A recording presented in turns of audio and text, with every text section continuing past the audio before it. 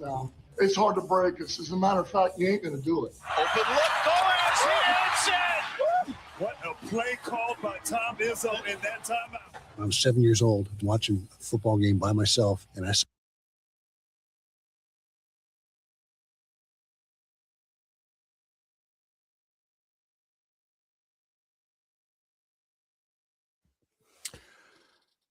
Well, good Wednesday morning. Hi, everybody. Glad you're with us here on X's and Bros throughout the great state of Michigan. I'm Matt Shepard. Andy McDonald is alongside. That's the way things go sometimes in live radio or live streaming, if you will. We're brought to you this hour by Mitch Lyons Wealth. You and I both know that it's a feel-good Wednesday because the Tigers plated 3 in the 5th with 2 outs. They took the series opener from the Guardians 6-4. Kevin McGonigal delivered the key hit. It was a 2-run double, added an RBI single in the 7th. First time that Tanner Bybee has allowed 3 runs against the Tigers in a couple of years. And there's additional good news that we'll get to. Today is the middle game of the 3-game set. It'll be Framber Valdez against Foster Griffin, who's 12-4, by the way. Here's the additional good news. The Reds trailed 4-1 in the 8th and came back to beat the White Sox 5-4 in 10 innings. On top of that, the Angels stunned the Rangers in a 1-run victory. What does that mean? It means the Tigers are 2.5 back of Chicago in the division and a half game back of the Rangers for the final wild card spot. Originally, I thought in order for Detroit to reach the postseason, they would have to win the division. I thought the Yankees and the Red Sox and the Orioles, and at the time the Rangers, because I thought the Mariners would win their division, but it's the Astros that lead the West, and now it's the Rangers that are, pushing for the wild card. I thought those are the teams that would be vying for a wild card spot. I was wrong. All right. I sure didn't think Minnesota would be there. Cleveland, I suppose, deserves some love, but I thought they would take a step back originally. So I really thought it would be, the Texas Rangers. They still got some solid players. I mean, Corey Seager still plays for them, even though I'm not a big fan. He's a hell of a baseball player. Boston, who's come back down to earth, by the way. Suddenly they've lost 4 in a row. Anyway, it's now Detroit who's pushing their way toward that possibility. So the Tigers just a half game back of Texas. Detroit is 59 up and 60 down. Texas is 60 and 60. Oh, I know it is and they're a minus 31 in the scoring differential, I might add. So I know a lot of people don't buy into that. I always have. I've always talked about it. I always talk about scoring differential in hockey. I point differential in football. I think it's a big deal. I think good teams at some point, okay, I think good teams are going to have a plus in the scoring differential.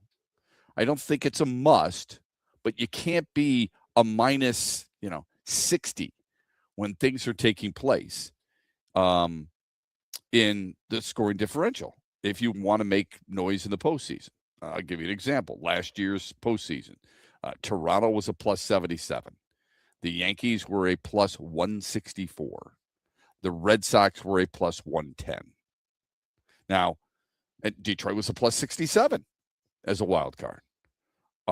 Seattle was a plus 72. Are there exceptions to the rule? You bet. Last year, it was Cleveland. But it wasn't egregious. It was a minus 6. National League, Phillies, a plus 130. Milwaukee and the Cubs, both 172, 144. Dodgers, 142, plus 81. Nobody in the National League was a minus in the run scoring differential. So that's part of the reason I think it's a big deal. If you go back in history over and over and over again, you'll notice the same thing. Detroit this year, very impressive when it comes to scoring differential, which I think probably surprises a lot of people. And the reason it surprises is because we have heard most of the season how bad the offense is. I was concerned about its lack of power coming in from the right side. We don't have to worry about that because of what Dylan Dingler has done, on top of what Spencer Torkelson has done.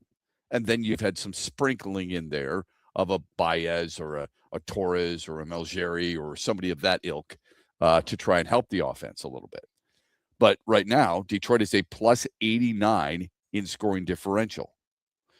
Who do you think leads the American League in scoring differential? By the way, everybody in the American League West is a minus in the scoring differential. Every team. Houston leads the division at 61-60. Nothing special, right? But they're a minus 28 in scoring differential. So who do you think leads the American League in that category? The Rays? That's a good guess. You have to guess them, I feel like, at least. Yeah, that's not true. One more guess. Tigers? Yes. I knew the Tigers were a plus like 87, I believe, at one point, right? Well, they're plus 89 now, like you said. Yep. The Yankees are a plus 85, and then it's the Rays. For what that's worth, I think it's something that we need to take into account, and you continue to monitor as you move forward with this season. Here's the Mitch Lyons Well poll question. Who is the bigger threat in the American League Central to the Tigers? Is it the Guardians or is it the White Sox? Now, I always try to put myself in somebody else's shoes. If I am a Chicago White Sox fan and my team so far this year has played pretty damn good baseball and has led the division for an extended period of time, which they have, and currently lead the division, do they not deserve some respect? I mean, we're talking 118 games into a season. That's a pretty big sample size. Yes, they deserve some respect. Cleveland deserves some respect because of what they've done in the division pretty regularly, especially over the last few years, right? And they are the defending division leading champs. So I think it's where I didn't put Minnesota in there because I don't think Minnesota's a threat. I don't think many people feel like Minnesota is a team that can or is deserving, let's put it that way, deserving of postseason acknowledgement. Do people even know who plays for Minnesota? Do you know Josh Bell plays there? You probably know about Cody Clemens. Obviously, you know Byron Buxton and Trevor Larnach and guys like that. But overall, I think Minnesota is almost like an unknown.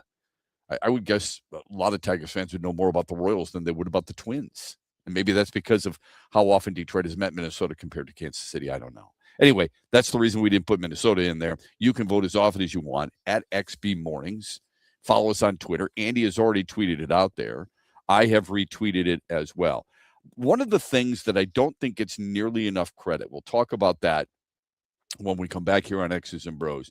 The home runs and the RBIs and the strong starting pitching oftentimes take front and center. And I understand why. I really do. But there are certain things that I think that happen in a baseball game that don't always get enough credit by a player. We'll get to that when we come back. A little bit later on, how the Lions, quote-unquote, stack up against other teams, not just in the division, but in the conference as well. How the NFL has responded to the NBA Christmas Day celebration. And Tim May joins us at 8:35. He gives us a breakdown of what Ohio State is all about. We're trying to focus on different teams throughout the Big Ten. Yesterday, Chris Solari joined us to discuss MSU. Tim May does the same thing from a Buckeyes perspective as we just get things rolling here on a Wednesday morning on X's and Bros. And we're brought to you this hour by Mitch Lyons Wealth. Huge here for all the ABC warehouse locations in Michigan. Now, if you're looking for the best prices on TVs, furniture, appliances, mattresses, and more, you need to go to abcwarehouse.com. You can shop there and also shop in person at all ABC warehouse locations across Michigan. For the one close to you, go to abcwarehouse.com. Best deals on TVs, appliances, furniture, and mattresses at all ABC warehouse locations in Michigan. The good life isn't about more. It's about making what you have work better. You work hard for your money, so you shouldn't have to work hard to save it. At Meijer, you'll find all the good stuff in one stop with guaranteed fresh produce and Meijer brand faves. Quality so good, we put our name on it. And with M-Perks, you earn rewards to save on what you actually buy. Trust is worth bringing home and live a life you love. Good life quality at real low prices. Only at Meijer. Make sure you listen weekly to our Moving Ferris Forward interviews with Ferris President Bill Pink and other leaders who are moving Ferris forward. Find out more about Big Rapids and Ferris and what they have to offer at ferris.edu. Check 1, 2. August is smoking at Soaring Eagle Casino and Resort. The Jonas Brothers with Boys Love Girls. I'm a sucker for you. Eric Church and Ashley McBride. All you gotta do is put a drink in my hand. Plus Labor Day weekend. The legendary Rod Stewart. Tickets for all shows are on sale now at the Soaring Eagle box office or etix.com. You know, we're fortunate here in Michigan. We have some of the greatest golf courses in the country. Tullymore and St. Ives is part of the reason we can brag the way we do about our golf. Once you visit Tullymore, you'll keep coming back. The view is breathtaking. The golf is fantastic. The accommodations are regal, and the people are special. It really does feel like a home away from home at Tullymore. Make your play and stay reservations today by going to tullymoregolf.com or by calling 1-800-972-4837. That's 1-800-972-4837. What's up, Michigan? You're listening to Shep. Don't forget the huge show later today at 3 on the Michigan Sports Network.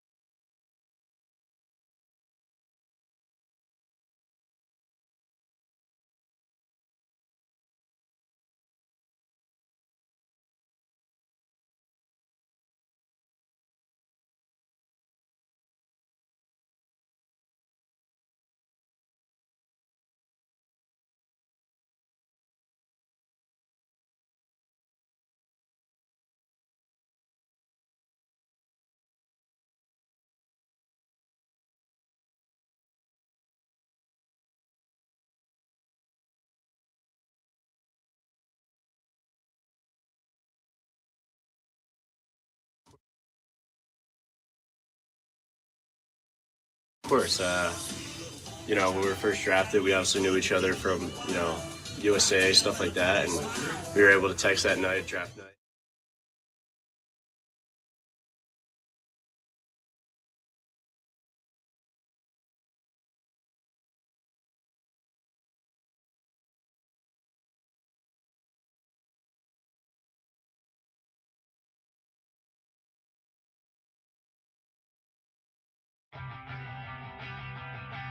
Of course, when we were first drafted, we obviously knew each other from, USA, stuff like that. And we were able to text that night, draft night, and say, looking forward to, sharing field together and playing for a long time together. And it's just the beginning. And, what a way to, open up at Comerica Park with Clark on the squad. And, it's just great to be back on the field.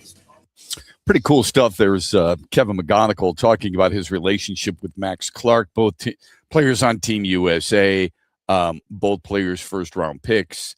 McGonigal yesterday 2 for 4, 3 runs driven in. One of those runs, Max Clark, who got things rolling in a 2-out. I don't want to call it a rally, but in a 2-out fifth, and I think eventually. I think is going to be a top of the lineup guy. He feels like he's been a spark plug for him right now, I think. Yeah, I think he has too. I've always liked him. I can't say that he was the guy I necessarily wanted, but I was calmed down by a friend of mine who was a scout for Major League Baseball and told me, you're going to really like this kid. And I remember asking him, I'm thinking to myself, well, you and I don't know high school players. Don't tell me you do. You've got too many things going on, and I don't care what anybody says. When people are telling me, well, I didn't like that pick, my question always is this: who did you want?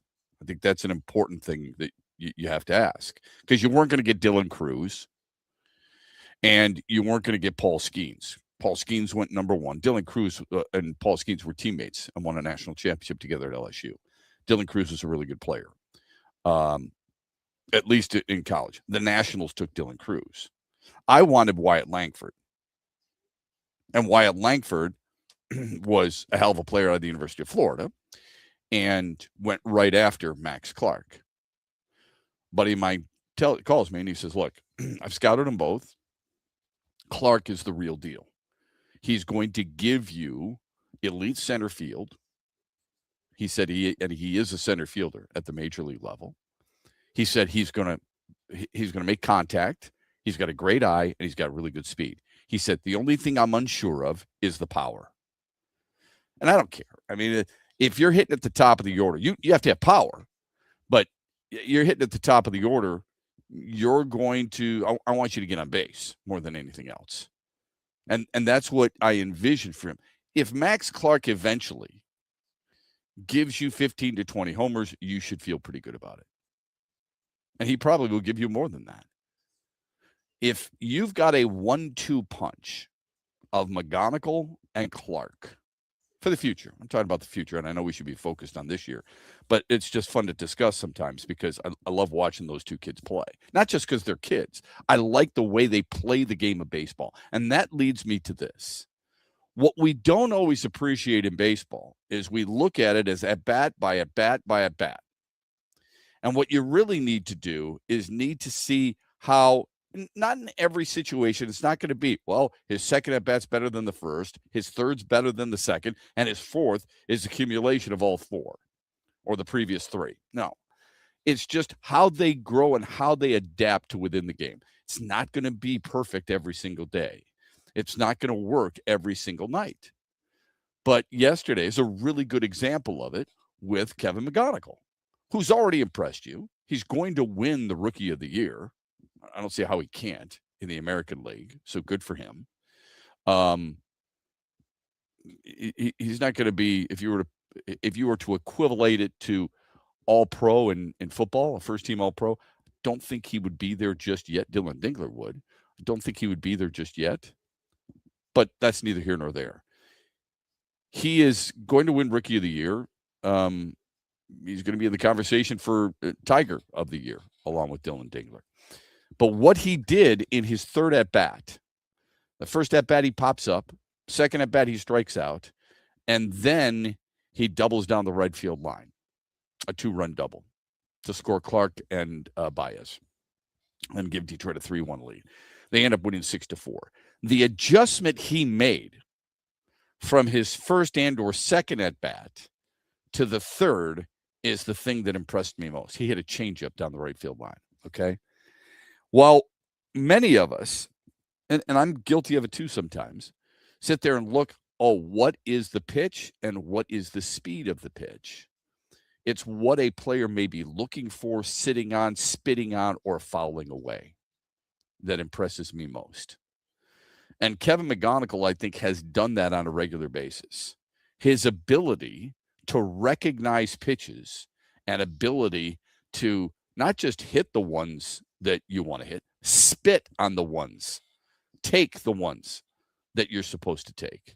That is so difficult for a 21-year-old. So difficult for a guy who's playing in his first season, and he makes it look so easy. And that's why you have the confidence when he steps up to the plate. He's going to be the guy that can come through for you on this team right now. I think at least. How many guys, without getting hyperbolic, okay, before the season began, well, I shouldn't say, I would say a month into the season, I was working with somebody and they said, he's the best hitter I've ever seen. And I said to them, you haven't watched very many hitters then. Be careful, right? Did you not see Pete Rose? Did you not see Tony Gwynn? Did you not see Wade Boggs? Did you not see fill in the blank? But to that person's credit, he does feel, I don't know how you feel about when he gets in the box, feels like he's going to get a hit every single time he's in the box. Yeah, that is how it feels. I haven't felt that way personally since Miguel Cabrera, with a player on this team. I buy that. Yeah. I remember watching, guys like George Brett and Paul Molitor and Wade Boggs and Tony Gwynn and Rod Carew, all of them. Now, those games, Rod Carew, for example, those weren't on TV every single day. But when you would watch them, if you go down to Tiger Stadium and watch them or see them on TV, every time they stepped into the box, you're like, okay, he's getting on. Now what? It's almost how you felt about Derek Jeter, don't you think? Felt like, okay, yeah, he's going to get hit every single time. That's how I feel about Kevin McGonigal. Max Clark, I don't feel that way about him yet, but here's what I do feel. He's going to give you a quality at bat almost every single time. I don't even feel that way about Dylan Dingler. I think many hitting coaches, pitching coaches will tell you hitters have holes. And you're always like, holes? What are you talking about? Holes in their swings, where you can pitch them. I feel like with McGonigal and Clark, it is really difficult to pitch to them because they have such limited holes in their swings. No question about that. And that's where you have to give the Tigers player development like a lot of credit, I feel like. Because obviously it's still really early on Clark, but it feels like they both come up and Scott Harris's thing the whole time has been controlling the strike zone and stuff like that. It feels like both those guys can do that. Yes, for sure. I don't know how much is on the development aspect of it and how much is on the player. Well, I mean, yes, you're right. They're really talented. It has to for be. Sure, but. Yeah, but you're right. You have to give the Tigers credit for doing that. You also have to give them credit for being as patient. I don't know if Max Clark would be this. You watched him at West Michigan. I don't know if he would be this disciplined at the plate if he didn't get the run that he got in the minor leagues. I did watch him in West Michigan. How many people before the season said he should be your starting center? I mean, a lot of when Parker Meadows got hurt, bring him up right away. He probably wasn't ready. He wasn't ready at all. That's the correct answer. He needed, if you asked anybody that watched him at that time, if you could like almost feel and see when they were both playing McGonigal and Clark, that is, when they were both playing in West Michigan, you could feel like McGonigal moving on quicker than him. He needed more time. There's no question about it. Yeah. You knew it was going to take him longer to get through the minors hitting wise. Yeah, we all lack patience in certain things. I mean, as parents, you're rushing your kids from walking to run, or from crawling to walking to running, right? I can't wait till my son starts doing, coach pitch, or I can't wait till my son starts to play for the high school team. And then suddenly it's gone, right? I don't think they rushed Kevin McGonigal, which is pretty obvious. And I sure as hell don't think they've rushed Max Clark. In fact, I got to give the Tigers credit, not just for the development of Clark, but for the patience to know when he was actually ready. We'll dive into some additional baseball talk and some numbers and some football discussion about the Lions, where they stack up as we roll on a Wednesday morning. Stay with us. In my pro football days, the key to winning was a great game plan. It's no different when it comes to your retirement. Hi, this is Mitch Lyons from Mitch Lyons Wealth. Is stock market turbulence making you question whether your plan is okay? Do the ups and downs of your retirement account give you the jitters? Are you protected against the next market downdraft? As you approach retirement, you're entering the retirement red zone. Like in football, the game changes in the red zone. There's less time for mistakes, and you need to see your blind spots and protect yourself. Is your retirement safe? Let's find out today. Let's create a game plan together that will protect, grow, and win retirement. You've worked hard to save what you have. Let's make sure you keep it. 30 to 40 years of saving for retirement is worth a 15-minute call to make sure you've done all that you can to protect your retirement. Call Mitch Lyons Wealth today at 844-867-8335. That's 844-867-8335. Or go to MitchLyonsWealth.com. Investment advisory services are offered to MLW Advisory Services, DBA Mitch Lyons Wealth, a state-registered investment advisor. Huge here for the Carmody brothers and all the Buffalo Wild Wings locations in Michigan. Hey, summer's in full swing. You can watch all the Tigers games at all Buffalo Wild Wings locations. Also, the football season will be here before you know it. Lions, Michigan, Michigan State, Central, Western, Eastern, Grand Valley, Ferris, Michigan Tech, Saginaw Valley State, Northwood, and more on all the TVs all season long on all Buffalo Wild Wings in Michigan. The big shows are at Soaring Eagle. Eric Church. All you gotta do is put a drink in my hand. Friday, August 14th with special guest Ashley McBride. The Free the Machine Tour, part of the Soaring Eagle Summer Outdoor Concert Series. Tickets start at $87 and are on sale now at the box office and etix.com. Drink a little drink, smoke a little smoke. The party starts with Eric Church plus Ashley McBride, August 14th at Soaring Eagle Casino and Resort.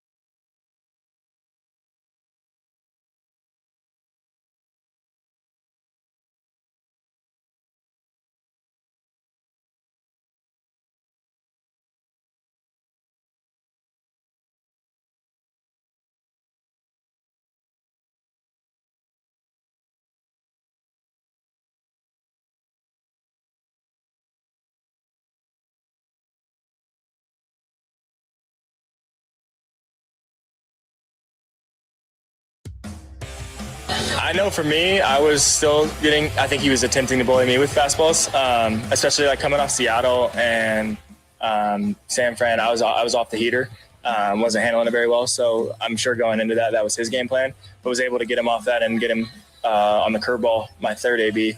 And then he had to throw a heater back in, but he threw a cutter instead, and it got me. But I think overall, like, we started hammering the heater and he had to go to something else, lost control a little bit, was able to work into some plus counts and get guys running on the bases. It's just a great approach overall. The guys do a great job of buying into whatever's needed and whatever situation calls for, and it worked out great. That's Max Clark, right? See? That's a perfect example. I love hearing him talk about that approach. I do too. That's what we're referring to. We just got done talking in the last segment. What did we say? The adjustments made in game by players. We look at we don't always know the adjustments. I get it. You have to probably be around it quite a bit. But when you look at baseball, we are all caught up in numbers. What's he hitting? What's his on base? What's his slug? What's his strikeout to walk ratio? How many home runs? How many RBIs? All those different things. Max Clark has come up.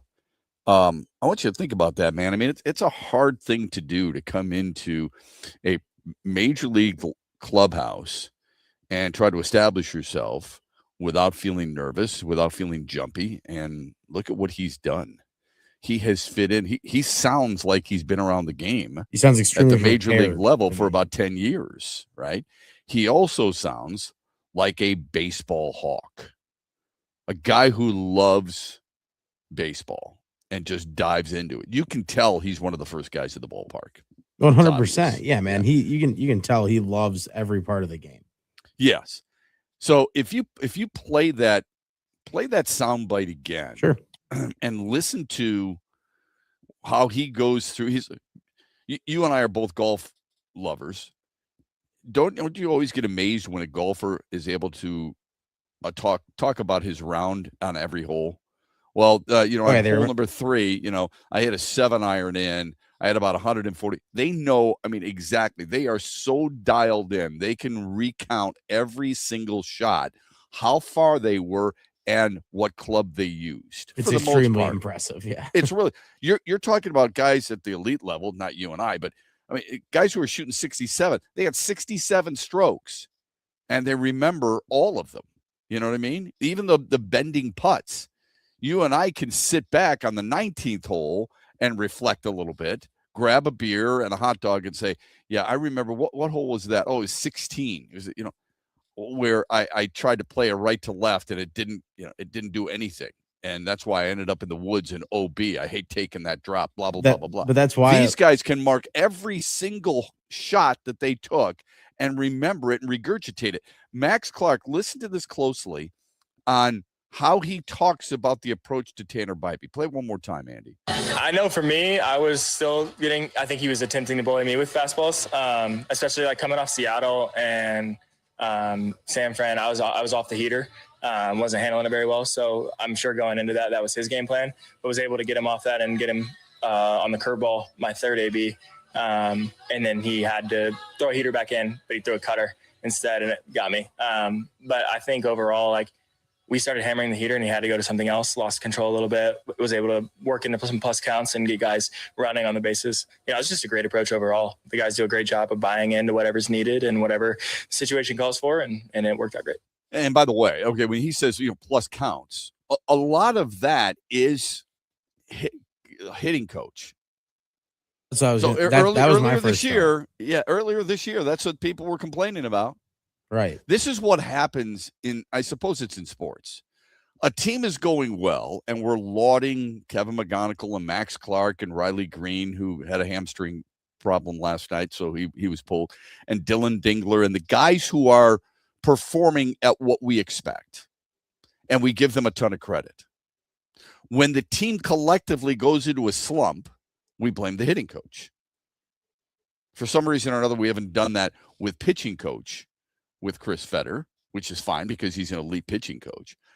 But we want to take those shots at the hitting coaches for the Tigers. That approach you just heard from Max Clark, especially where he says, We're trying to get him plus counts. That's the hitting coach meeting spitting right back at you. This team, after batting practice, or maybe just before batting practice, I forget which it was, but either way, what they do is they meet for 5 to 10 minutes. Everybody into the room. Here's the way we're going to approach Tanner Bybee and this pitching staff, this bullpen in general. And here's what we're going to do. We're going to make sure, blah, blah, blah, blah, blah. And then they attack it that way. Now, you can adjust during the game. You're going to have to adjust during the game. But that is one of the scouting reports, right? I love how he said, he's trying to bully me with they bullied me with fastballs. I was off the heater in San Francisco and Seattle. So, of course, they were going to bully me with fastballs. But I was able to get him off the fastball. In other words, he's taking fastballs to try and get him to something else. A cutter got him out on his third at bat. He's able to, recollect that. And he was kind of sitting on a curveball to a certain extent, but the cutter got him. Live and learn, right? Next time he faces Tanner Bybee, next time he looks at a scouting report of anything who might have similar stuff, he will remember that at bat. That is a guy who is knee deep into his craft. Yeah, that's like the way he answers that. That's a great example of like the battle between like hitter and pitcher. Like you can just hear it in his mindset of how many different pitches he's bringing up. Like he's thinking about all that going into this kind of stuff. Like that's it. He's locked in with that kind of stuff. But it also sounds like to me through his answer, like he's definitely, you can like hear his hitting coaches talking to him almost through that answer, right? I mean, that's how I feel about it. But sure, yeah, that's what I was saying. I mean, it's that is the scouting report that every single hitter was asked to embrace as they get ready for Tanner Bybee, who had really impressive numbers. Yeah, he's eating up every part of the scouting against report. the Tigers. For sure. And Tanner Bybee had not allowed more than 3 runs in any start against Detroit in the last couple of years. And it's not like he doesn't face him. Via text, Scott Harris possibly hitting on Max and Kevin in his very first draft. Could be as big as Ozzie Newsome in his very first draft, hitting on Jonathan Ogden and Ray Lewis in the first round. Boy, that's a really good comparison. If it led them to a world championship, it would even be more on point. But that's well said. Shep, I give the Tigers a lot of credit because Max Clark speaking, posting has completely changed.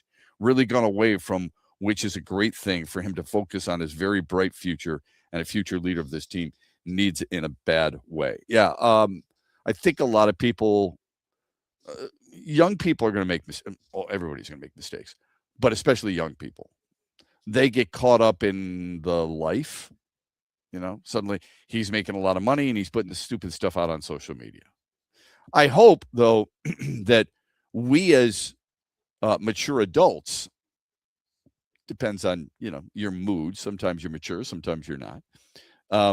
I hope we also recognize that we've made mistakes, too, about,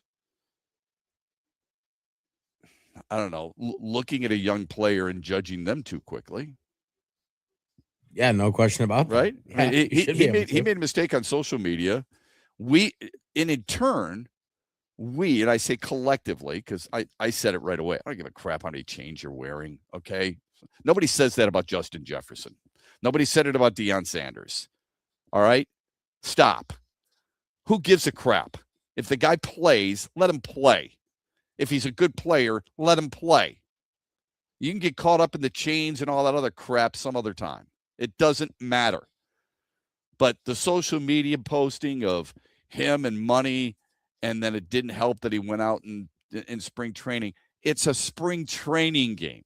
It's a high sun. It's a high sky. It's a tough play, and he didn't look good doing it. Okay, you're going to judge him on spring training, on a spring training outing? I hope not. But a lot of supposed mature adults did just that.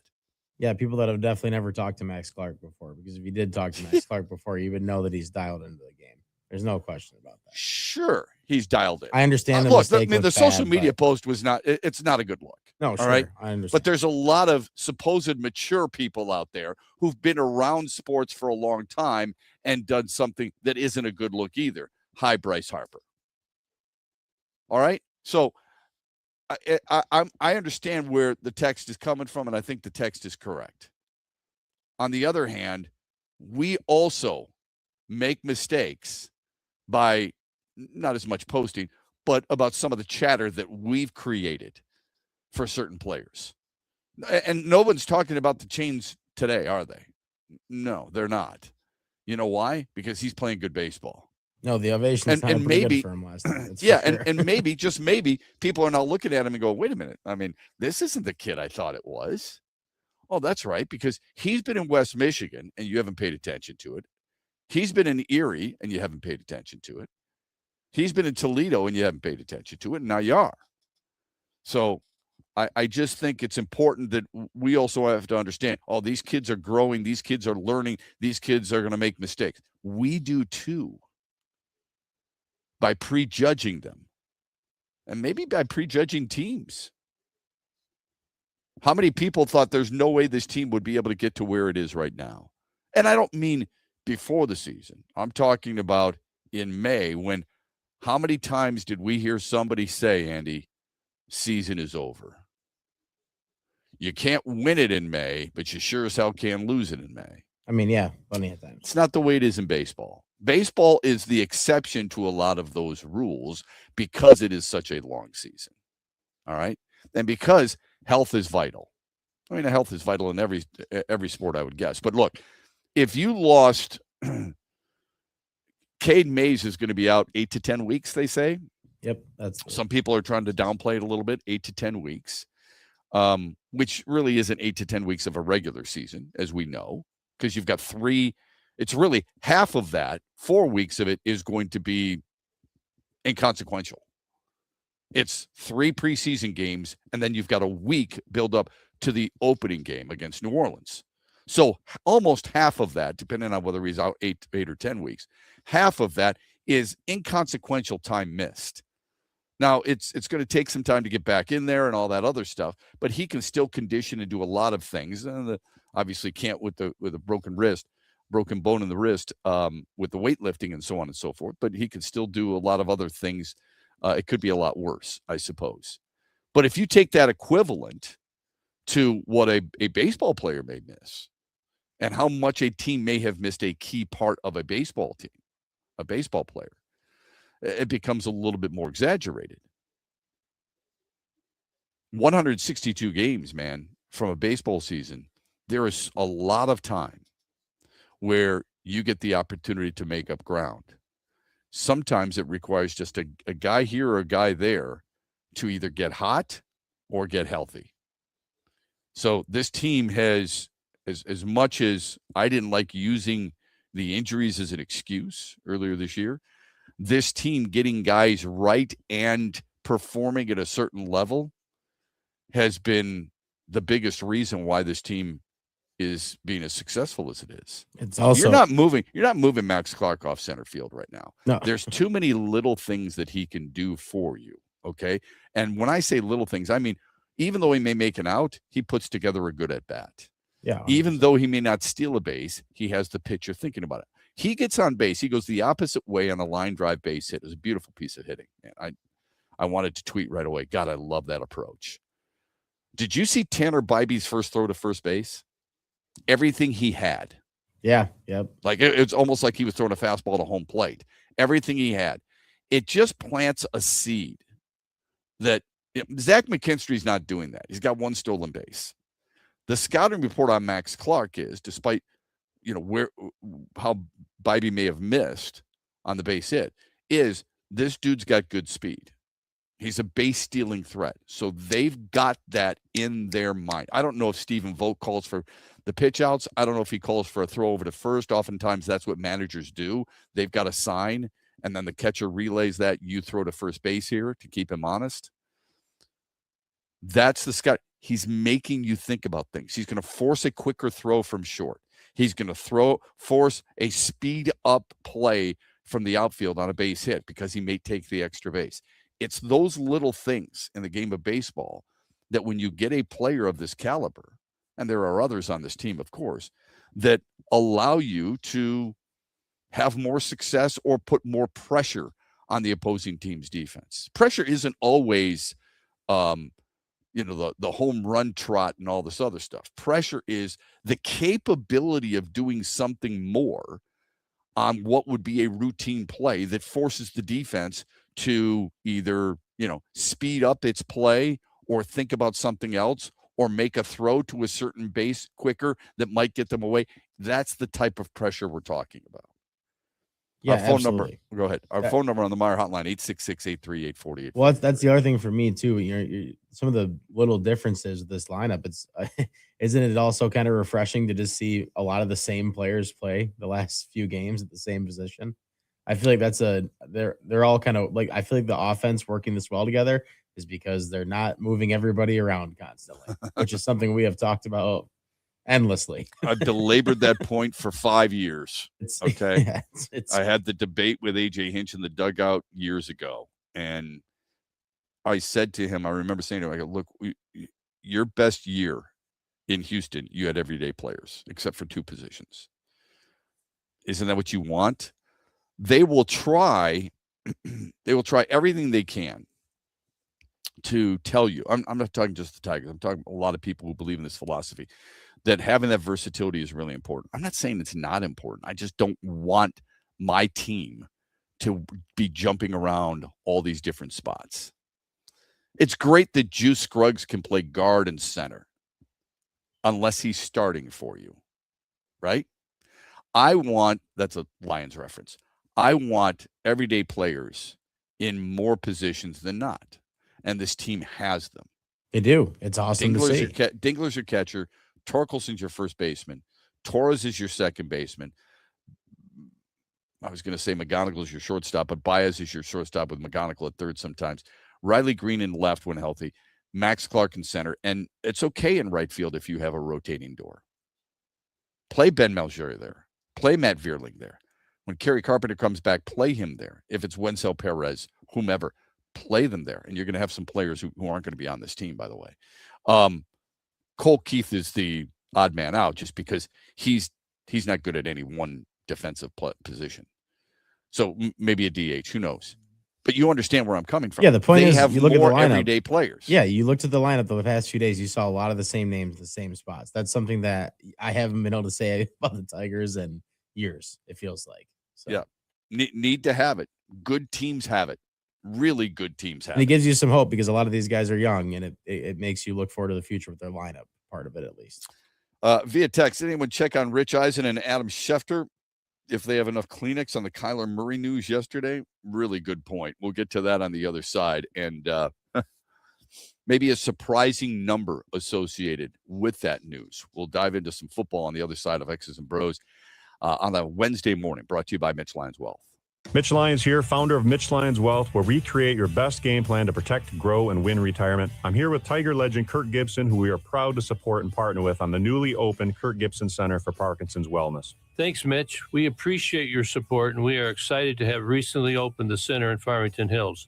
It provides exercise therapy and educational programs that are helping the Parkinson's community. Just like Mitch Lyons Wealth helps improve the quality for their clients' retirements, this center helps improve the quality of life for people with Parkinson's. And Gibby, the best part of all is that access to the center is available to the Parkinson's community free of charge, right? That's right, absolutely free of charge for people with Parkinson's and their care partners. You hit a couple of the most famous home runs in Major League history, Gibby, but I feel that your greatest hit will be the positive impact that Kirk Gibson Center is making in the fight against Parkinson's. Mitch, since my diagnosis, I get up every day and focus on winning that day. This center encourages others to do the same. Awesome, Gibby. To learn more, go to kirkgibsoncenter.org. September 11th at Soaring Eagle, a hot night of soul. Somebody sexy, tell them hey. 3-time Grammy winner Neo and the princess of hip hop, Keisha Cole. Tickets start at $53 and are on sale now at the Soaring Eagle box office or etix.com.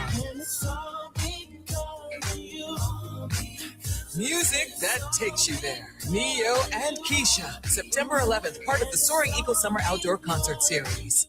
Huge here for the Michigan High School Athletic Association. You can stay up to date on the latest from Lansing 24/7 at MHSAA.com, at MHSAA on Twitter, and MHSAA on Facebook. The latest news, press releases, and stories connected to every high school in the state of Michigan, available for you 24/7 from the Michigan High School Athletic Association. Log on to MHSAA.com, at MHSAA on Twitter, and MHSAA on Facebook. And if you're looking for archive boys and girls high school sports, MHSAA.TV. That's MHSAA.TV. 24/7, everything you need to know about high school sports in Michigan. Log on to MHSAA.com. Get ready for the hottest Saturdays of the summer at Soaring Eagle Casino and Resort. Now through August, we're dropping over $1 million in free play. Every hour from 11 a.m. to 11 p.m., 10 winners score $600 in free play. $1 Million Summer is back, so don't miss your shot at big summer wins. Only at Soaring Eagle Casino and Resort. Make sure you listen weekly to our Moving Ferris Forward interviews with Ferris President Bill Pink and other leaders who are moving Ferris forward. Find out more about Big Rapids and Ferris and what they have to offer at ferris.edu.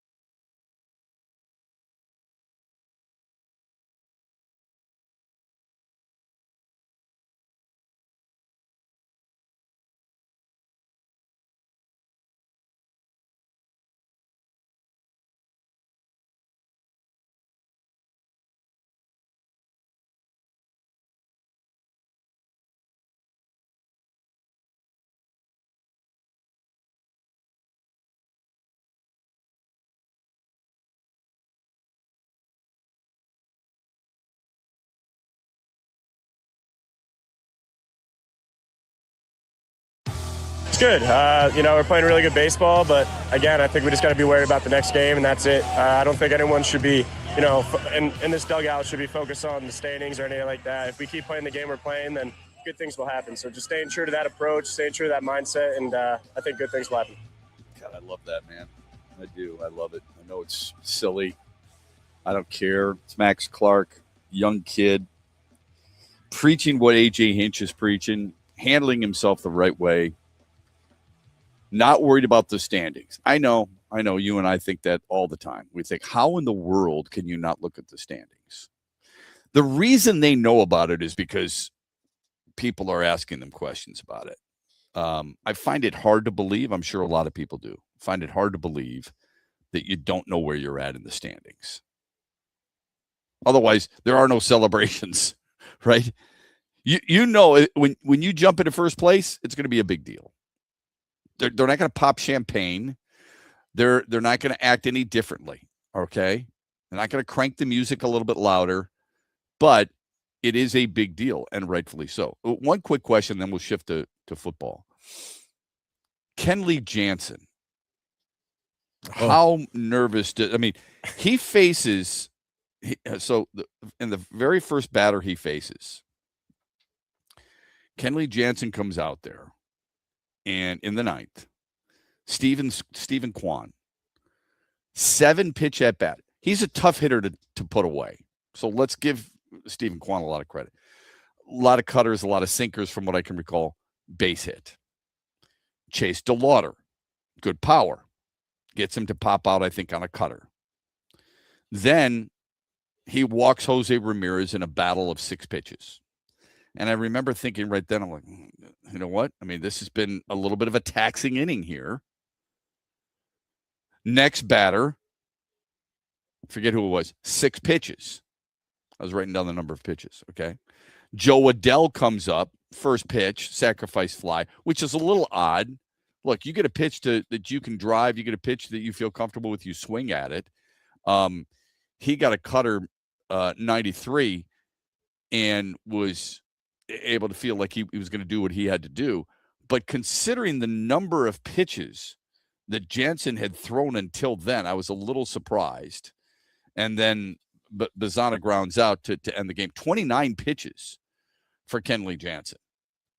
And look, the game before, he struck out, I think he struck out the side, and we gave him credit. He's only given up like 1 earned run since June, I think. End of June, yeah.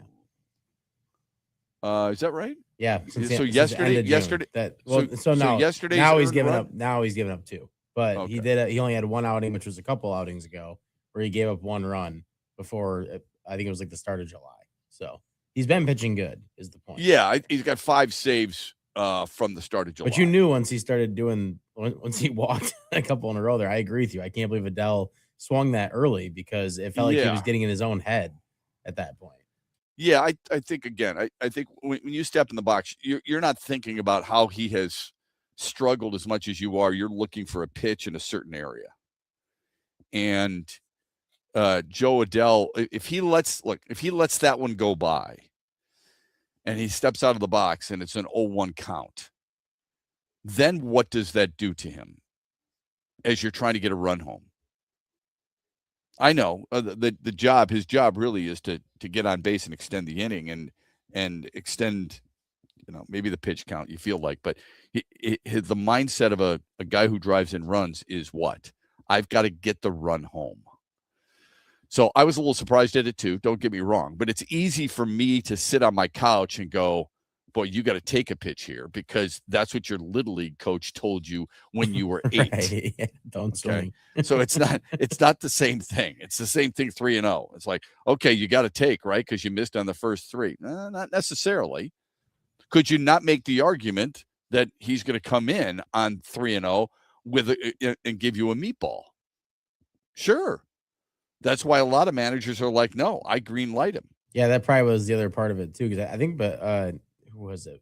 Bazana? Was he ahead 3-0? Whoever it was, somebody in that inning was ahead 3-0, and they swung on 3-0, which was that's right. It was a foul ball. Yeah, I was like, whoa, okay. Yep. And that ball was, I think, on the outside part of the plate. I could be wrong there. And then he ends up grounding out with runners at second and third.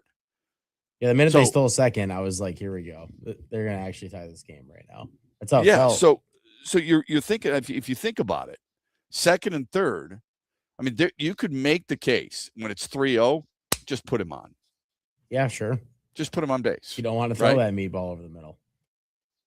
Well, I mean, I suppose that's part of it. I guess what I was thinking more along the lines is that, with Bazana, he's a left-handed stick, Also so it's fair. a righty-lefty. So that's kind of where I was thinking, and then you would have gone and you would have faced Angel Martinez, who's a righty. Now maybe that's too simplistic because then your margin for error becomes different.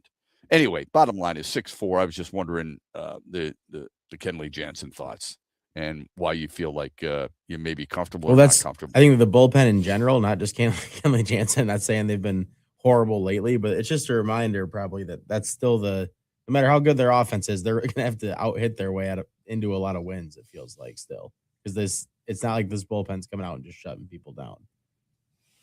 No. They've been better, but it feels like at some point it's going to run out. I mean, a guy like Tyler Holton has been really good. Yeah, He's got a really 1.23 ERA over his last 26 outings. He seems to every year find it. May 31st. Since May 31st, he's pitched 26 times. He's got an ERA of 1.3. I think he likes warm weather or something. That's got to be what it is. That's pretty damn good. Every year in the summer, it seems like he picks it up. Here's the reason why so many people believe the Tigers are legitimate. They are first in starter ERA. They are fourth in starter WHIP. They are seventh in bullpen ERA. They are eighth in team wins above replacement, ninth in on-base percentage, and 11th in OPS. They have the best run differential in the AL, as we mentioned earlier. You could argue that Dylan Dingler is a MVP candidate. Kevin McGonigal, as we said, is going to be Rookie of the Year. And, well, Melton's got the best starter ERA in the majors. What more do you need? And Jackson Job's got filthy stuff. And Framber Valdez has finally found his groove, right? So that's, I think those are all, you add all that up, and I think there's a lot of people who are suddenly starting to believe a little bit more. Hey, we mentioned that the NBA had released its schedule yesterday. And I wanted your opinion on this. On Christmas Day, don't think the Pistons are playing, but there is this television schedule that the NFL and NBA quietly are having this battle for supremacy on that day. It used to be only the NBA. And then the NFL said, you know what? We want in on that. San Antonio plays the Knicks in a rematch of the NBA championship at 12 o'clock. Then Green Bay plays the Chicago Bears. Then at 1 o'clock.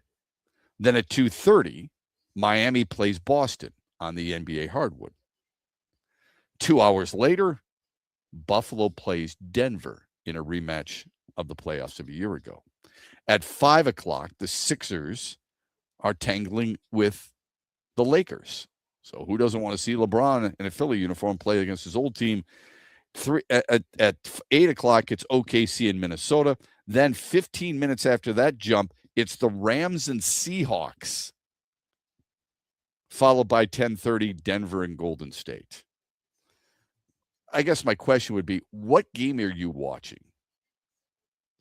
See, the NFL in December, late December, those games mean a hell of a lot more. Oh, than yeah. The games do in the NBA. Right? Yeah, that definitely adds it up. There's no question about that. The matchups are really enticing in both sports.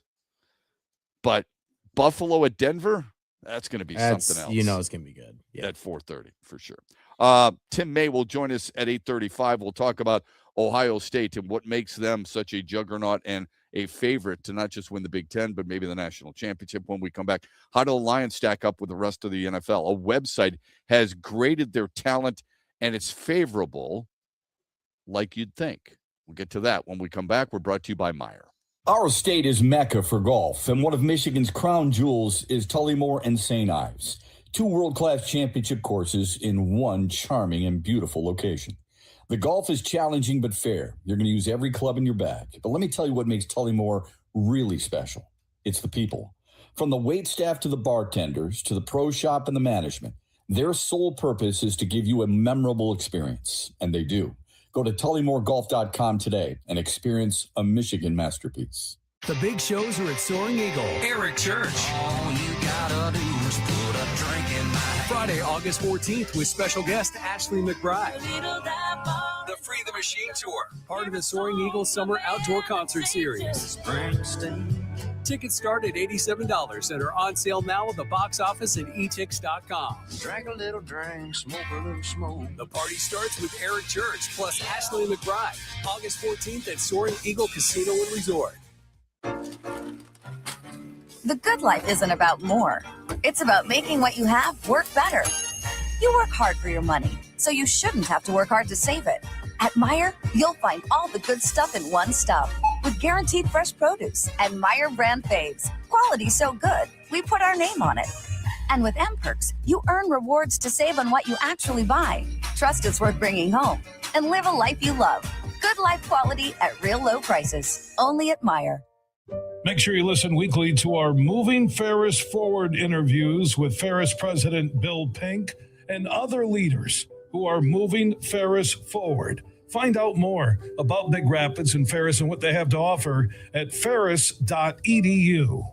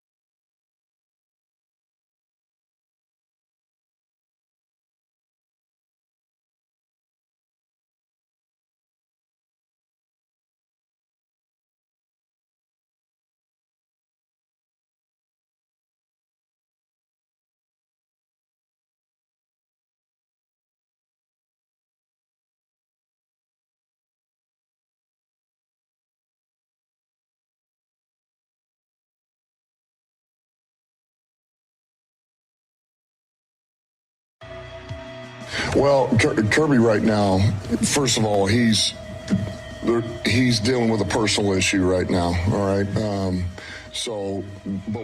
But his rehab is coming along very well.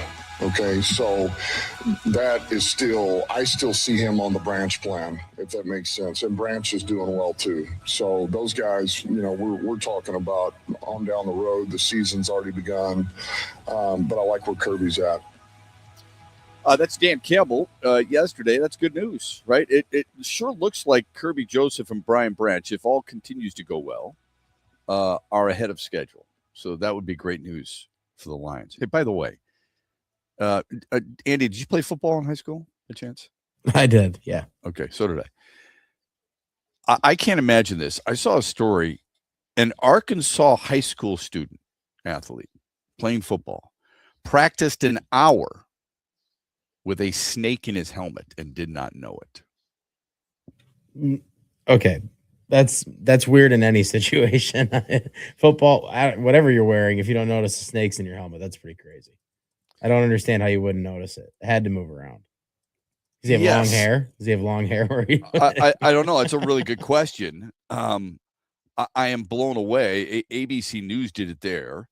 It was a venomous snake to boot. All right. Nope. Okay. Nope for me.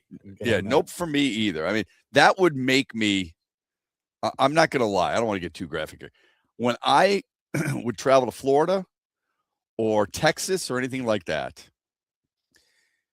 I am flushing the toilet a number of times before I go to the bathroom because of all the stories of snakes coming through and popping. It makes sense. Yeah, I'm sorry. There are certain things that are okay. Nope. I mean, it's a quick one. Anytime you're in there. Anyway, here's what they say. This was from KMBC News, Channel 9. I just wanted to do this real quick.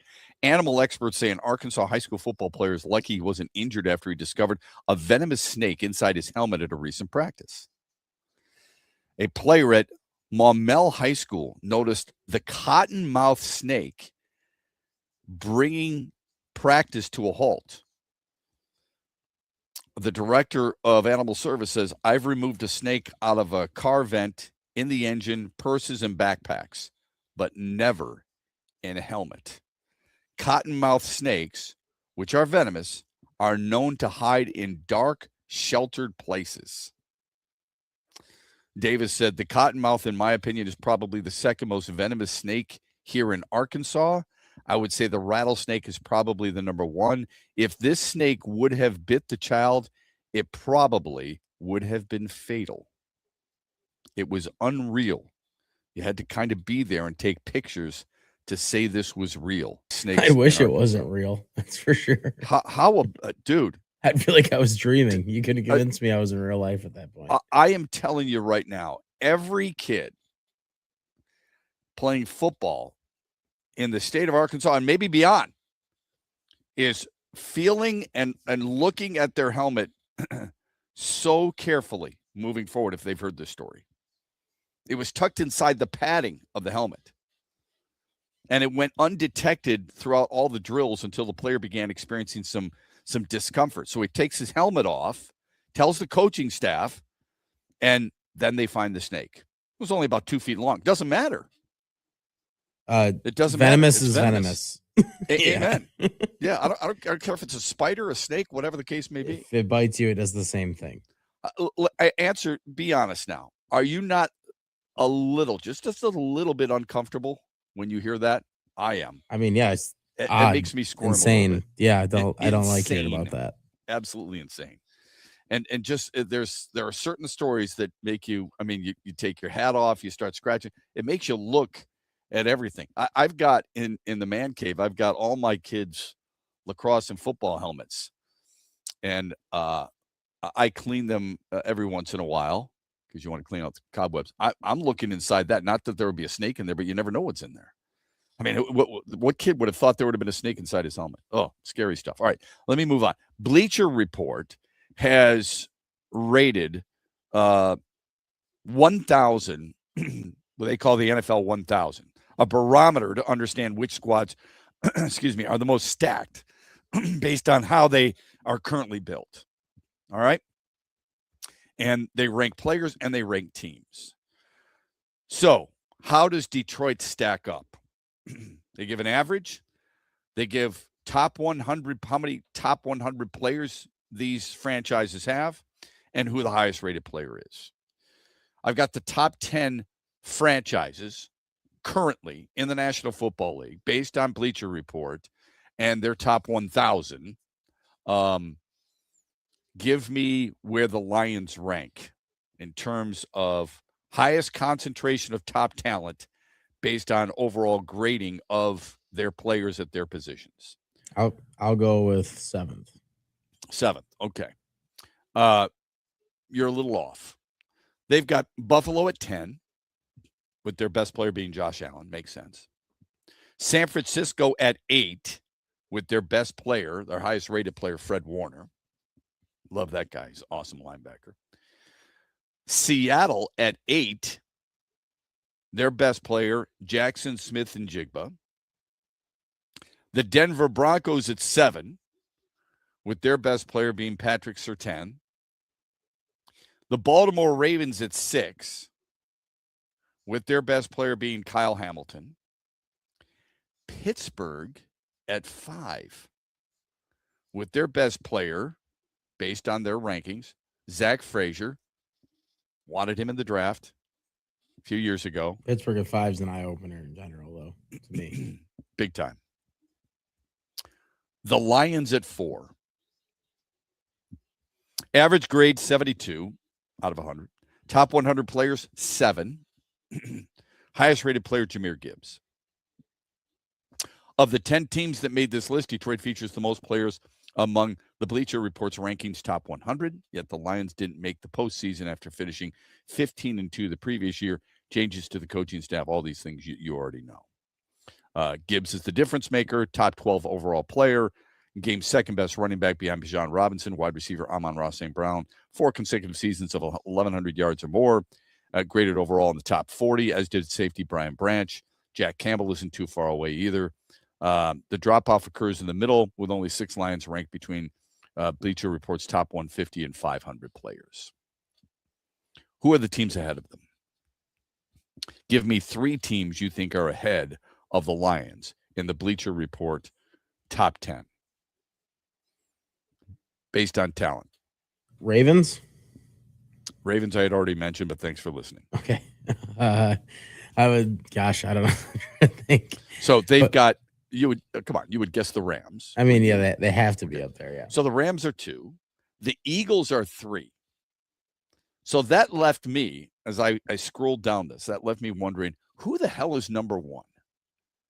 If it's not the Rams, and it's not the Eagles, and it's not the Niners or the defending champion Seahawks, my conclusion at the time was the Chiefs. Gotta be the Chiefs. And I thought, could it really be the Chiefs? Like, who's being left out of the top 10? I couldn't believe Pittsburgh was in there, but they've got 2 teams from the AFC North. And then I thought, what if it's the Bears? Seriously, what if they put the Bears? They've got the Houston Texans. What list is this again? Bleacher Report. The average grade is 73. The top 100 players are 6, and their highest rated player is Derek Stingley Jr. The thing that blows my mind is how you can have that with C.J. Stroud as your quarterback. I don't get it. I'm trying to understand a couple of things in that list. It's probably why I don't get it in general. Based on their rankings, he was the 20th best quarterback a year ago. Sorry, it's not like I think every. Is it just because their defensive players are super highly rated? It's got to be what it is. Their defense is really good. Their defense with Will Anderson and Daniil Hunter and Derek Stingley and Lassiter and Bullock. Yeah, I mean those guys. They're lights out. Yeah, their defense is legit. I think best defense in the league. I would say. That's what I would say. Okay, when we come back, some very debatable points made by a national major league broadcaster analyst, and it pertains to the Tigers.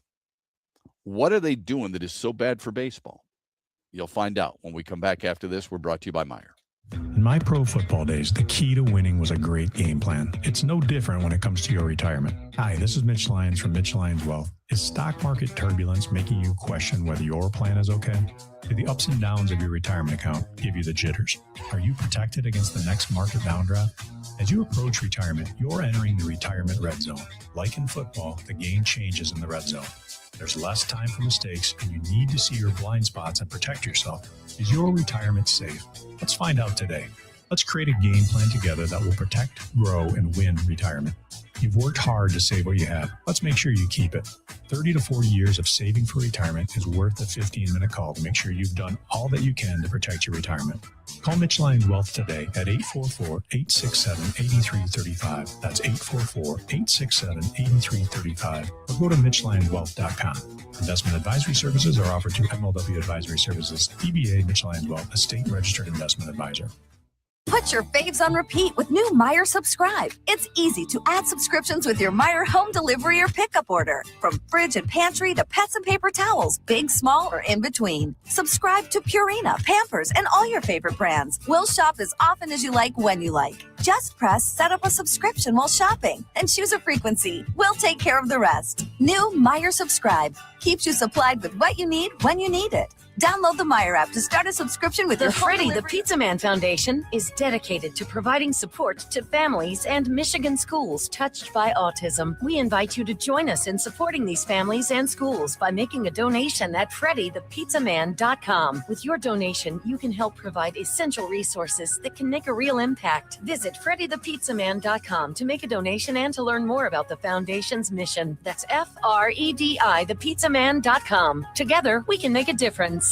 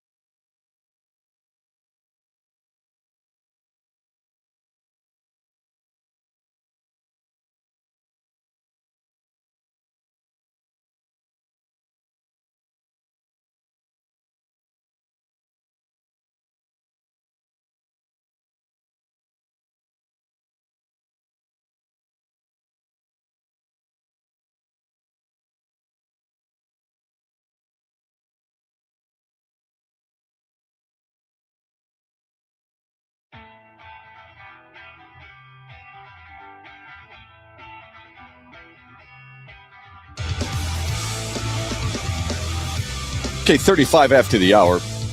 Welcome back.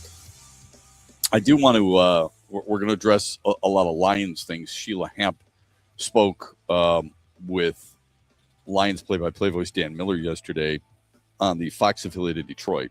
So we'll play some of that for you coming up here on X's and Bros on a Wednesday morning. The Mitch Lions Well poll question. We have a poll question for you every single day. Today we ask you simply, who's the bigger threat in the AL Central to the Tigers? Is it Cleveland or the Chicago White Sox? Vote as often as you want at XB Mornings.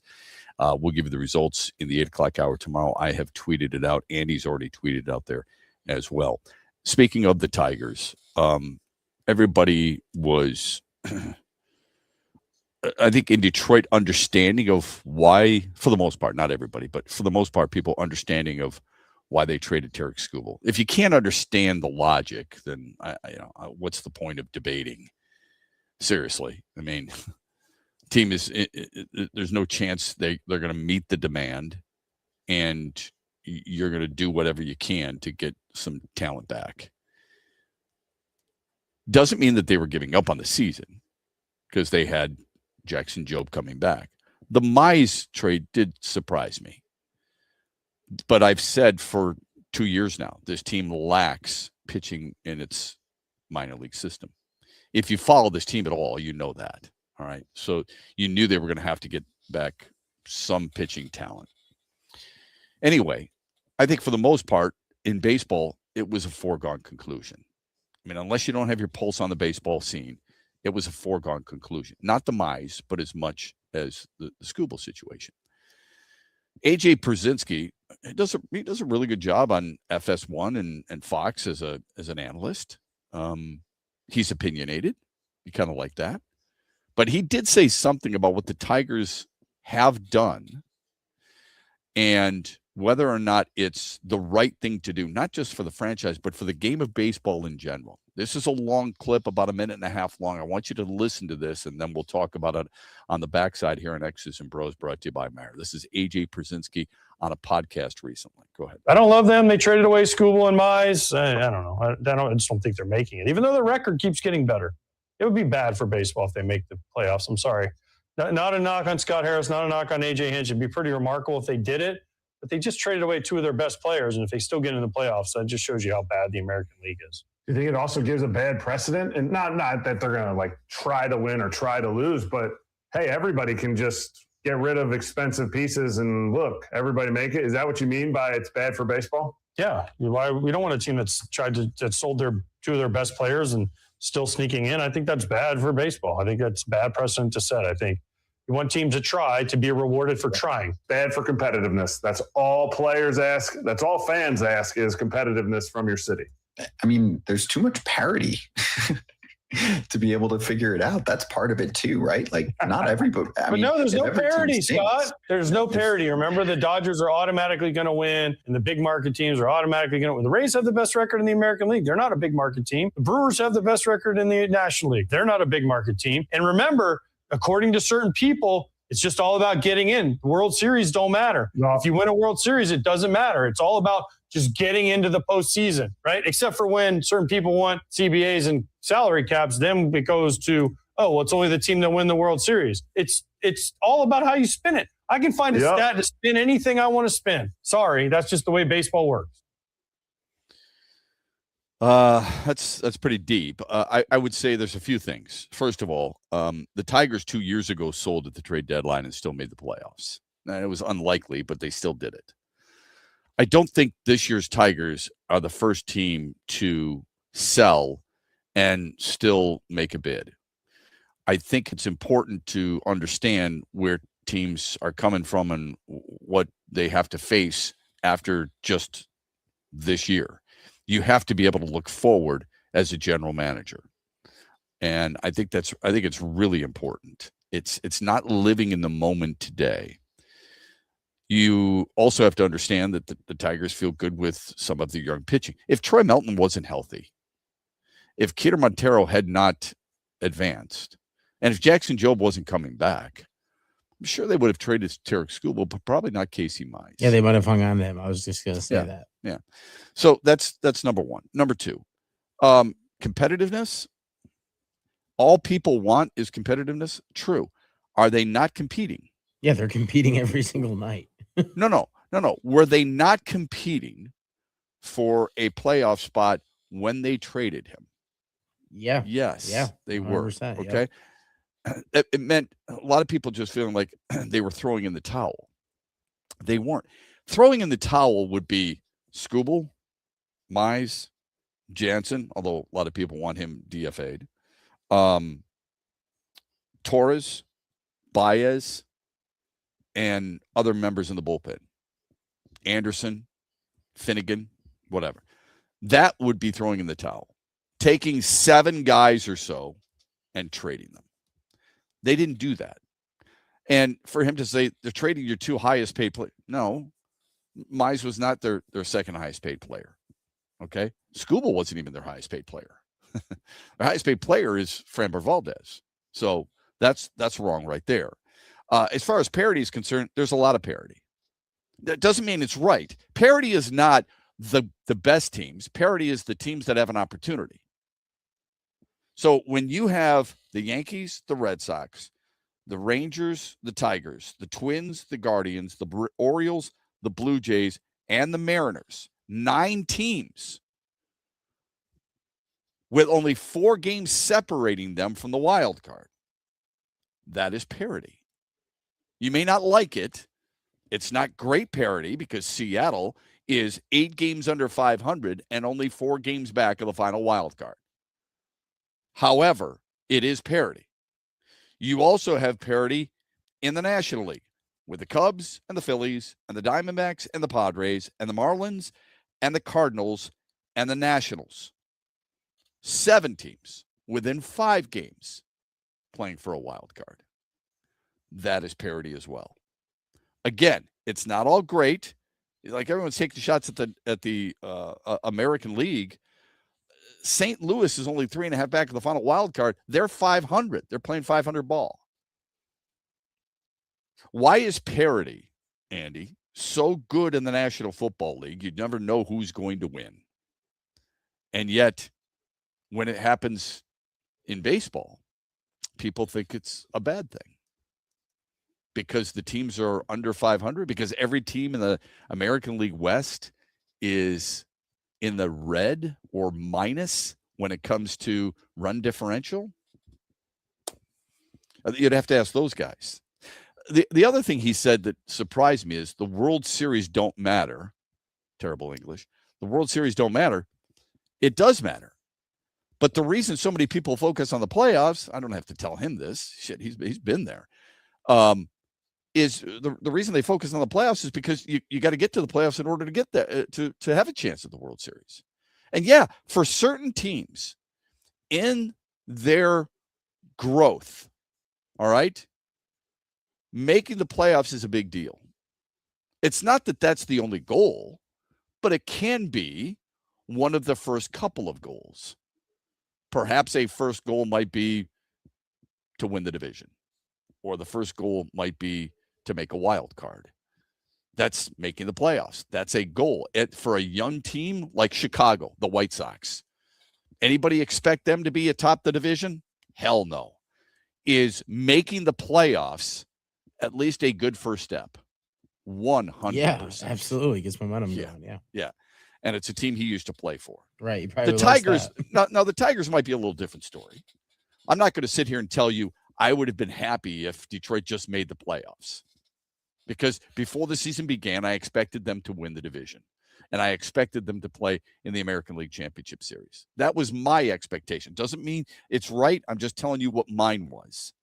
So I don't think AJ Pierzynski is really all there when it comes to this argument. To say it's bad for baseball, to me, is ridiculous. Well, the first part of the whole thing was really funny. He's like, they're not making the playoffs, even though the record keeps getting better. I don't want them to make the playoffs. I'm like, yeah, okay. So do you actually? Well, it's okay. I mean, he doesn't want to make them. I know, but I was like, make the playoffs. Do you think he actually thinks they're not making the playoffs right now with the way they're playing, or do you think he just? Well, if he truly believes they're not making the play, I don't know exactly when this was taped. I think it was either yesterday or the day before. Yeah, it was only a couple days ago. Yep. Yeah. So if it is, he's got to understand where they're trending.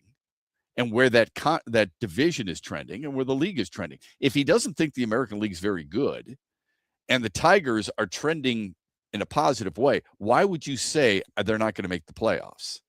That's ridiculous. Okay, that's first and foremost.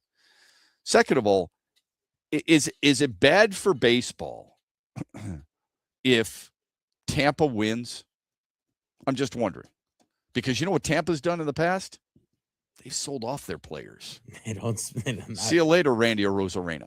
They have chosen to go a different route. He brought up Tampa being the best team.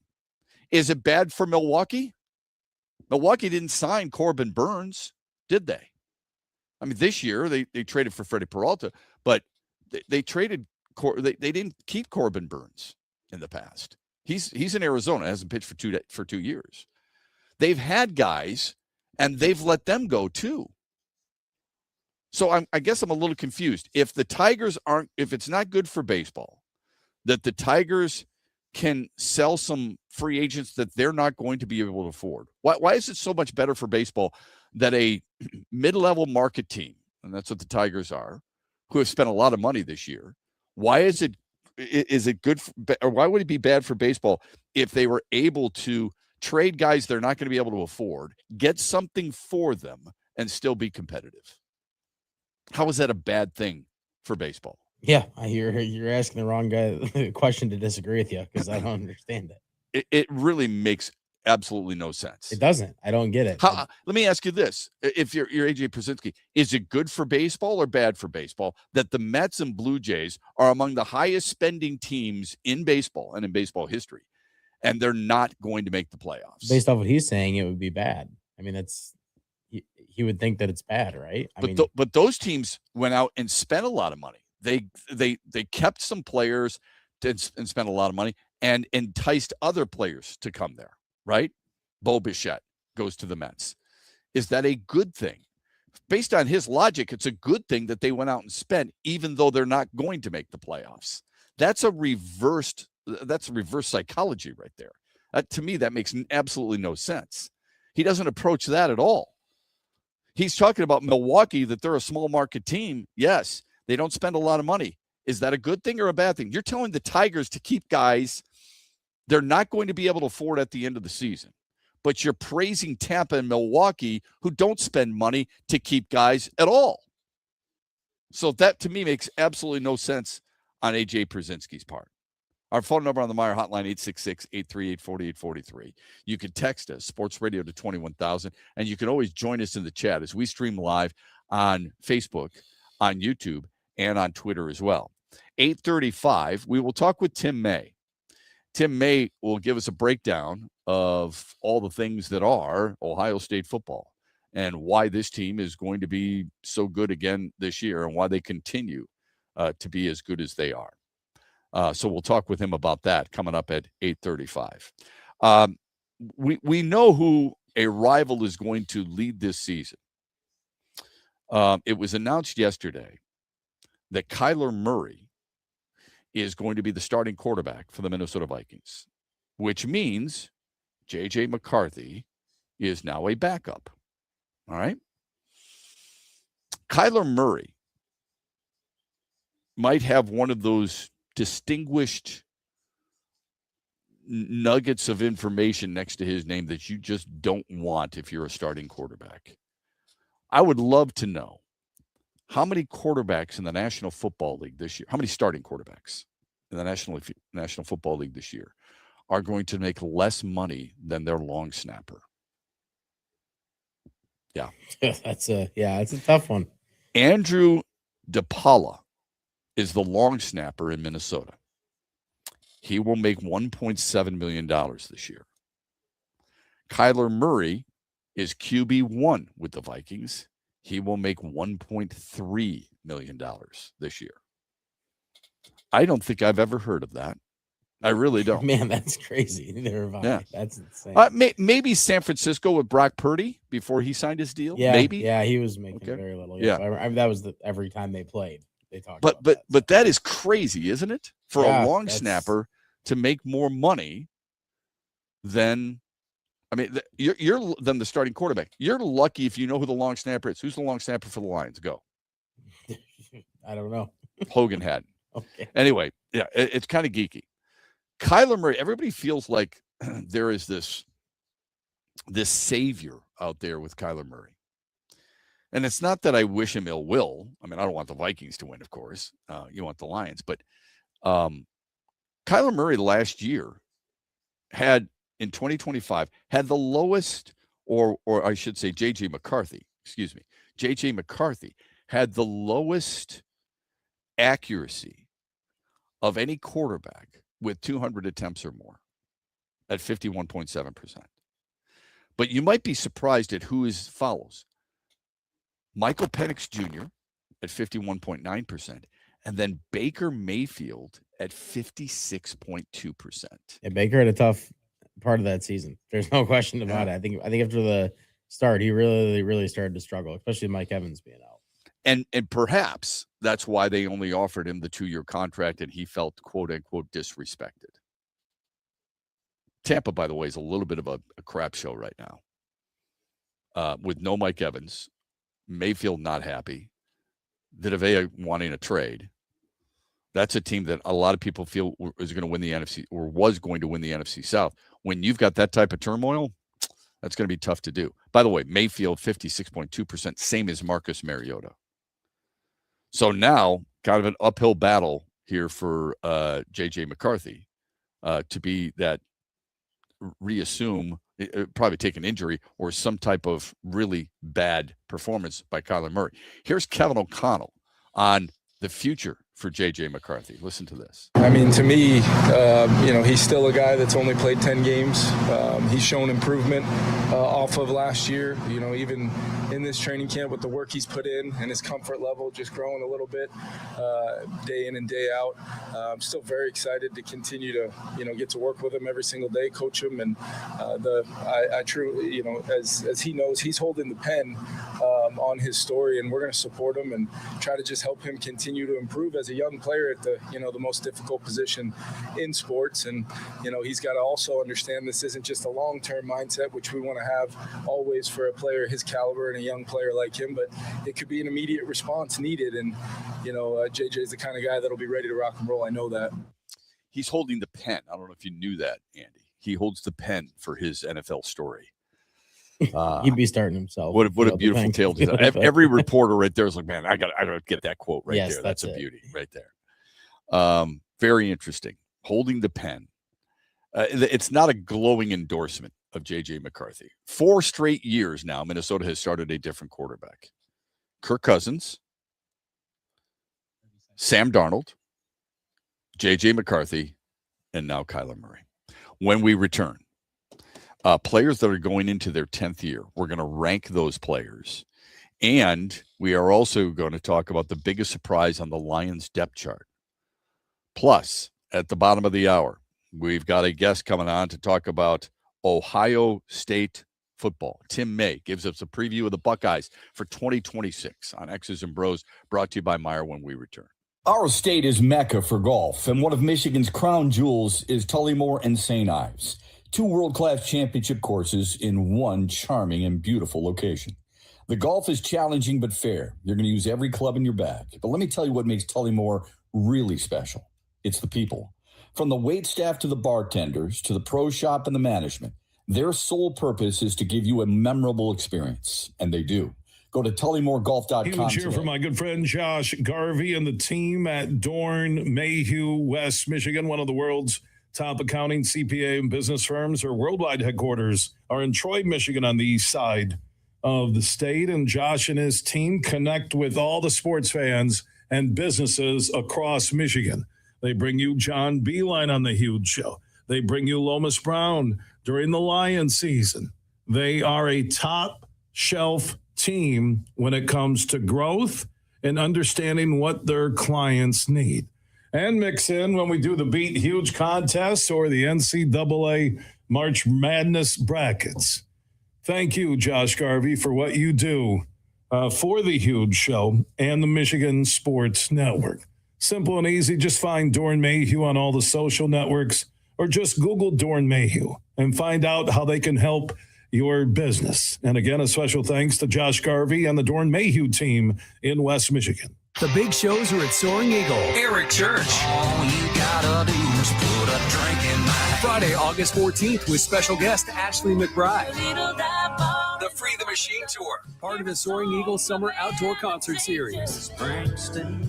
Tickets start at $87 and are on sale now at the box office and etix.com. Drink a little drink, smoke a little smoke. The party starts with Eric Church plus Ashley McBride. August 14th at Soaring Eagle Casino and Resort. Put your faves on repeat with new Meijer Subscribe. It's easy to add subscriptions with your Meijer home delivery or pickup order. From fridge and pantry to pets and paper towels, big, small, or in between. Subscribe to Purina, Pampers, and all your favorite brands. We'll shop as often as you like when you like. Just press set up a subscription while shopping and choose a frequency. We'll take care of the rest. New Meijer Subscribe keeps you supplied with what you need when you need it. Download the Meijer app to start a subscription with your home delivery or pickup order today. Check 1, 2. August is smoking at Soaring Eagle Casino and Resort. The Jonas Brothers with Boys Love Girls. I'm a sucker for you. Eric Church and Ashley McBride. All you gotta do is put a drink in my hand. Plus Labor Day weekend. The legendary Rod Stewart. Tickets for all shows are on sale now at the Soaring Eagle box office or etix.com.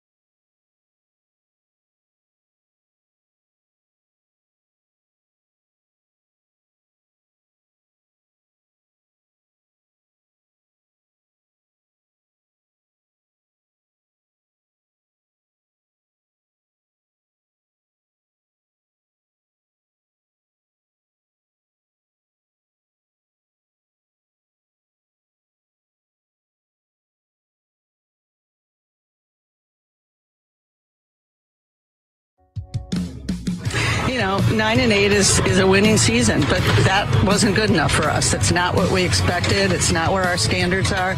So yes, you're absolutely right. Top to bottom, we went through everything about last year and what could we have done differently, what went wrong, what went right. And we've really done a thorough self-searching exercise, and I think we've identified several things that we could have done better, and hopefully we've corrected them. And the entire organization is aligned in the fact that what we want to do is bring a winner to the city of Detroit. That's Sheila Hamp, the owner of the Lions, talking with Channel 2, Fox 2 in Detroit at camp yesterday. Is that surprising to you? I mean, not to me. Any owner who says 9-8 is good enough is obviously going to be booed by fans. The question is, many people have, and welcome back in the third and final hour of X's and Bros on this Wednesday morning. We're brought to you this hour by Soaring Eagle Casino and Resort. Is it anything that you needed to hear, wanted to hear, should hear, or is it enough? In other words, how often do you hear from her? How often do you want to hear from you? We've had listeners and texters who over the years say she doesn't speak enough. She's not saying anything you didn't expect to hear. Okay.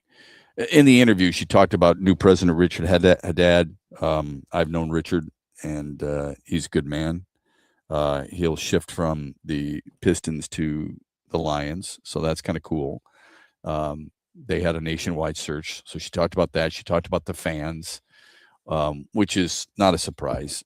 That's what owners, coaches, a lot of players do, because they want to endear themselves to fans. It's hard to boo or dislike, or it's hard to boo and want somebody gone if they like you. Like I've always felt, I don't think Chris Ilitch does that nearly enough. Fans do not like him. They have really never liked him. As an owner of the Tigers or the Red Wings, I don't think he does enough out there to try and endear himself to a fan base. So a lot of fans, or I should say a lot of owners, will do that. I mean, they're going to talk about their fans because the fans are paying the money, obviously, but also because they want to be liked. I'm not saying Sheila Hamp is like that. I'm just saying she's, of course, going to talk about the fans. We have the best fans in the world. Is there an owner in any sport who doesn't say their fan base is the best in the league? Never heard it, right? Of course, they're going to say that. Via text, Shep, I don't respect sports as much as I used to. Everyone's a homer now who covers teams and works for teams. She should say she demands more. It's a bad look that she doesn't. That's how I feel. Well, I'm sure, does she have to say it publicly? Does it mean more when an owner or a manager says publicly, we demand more? I'm sure she says it privately. Do you feel like, let me ask you this. Does it matter all that much that Dak Prescott has come out and said it's Super Bowl or bust to Dallas fans?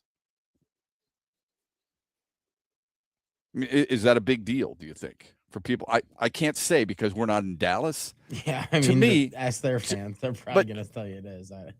Yeah, but Andy, is there every quarterback who's on a decent team could be saying the same thing? True.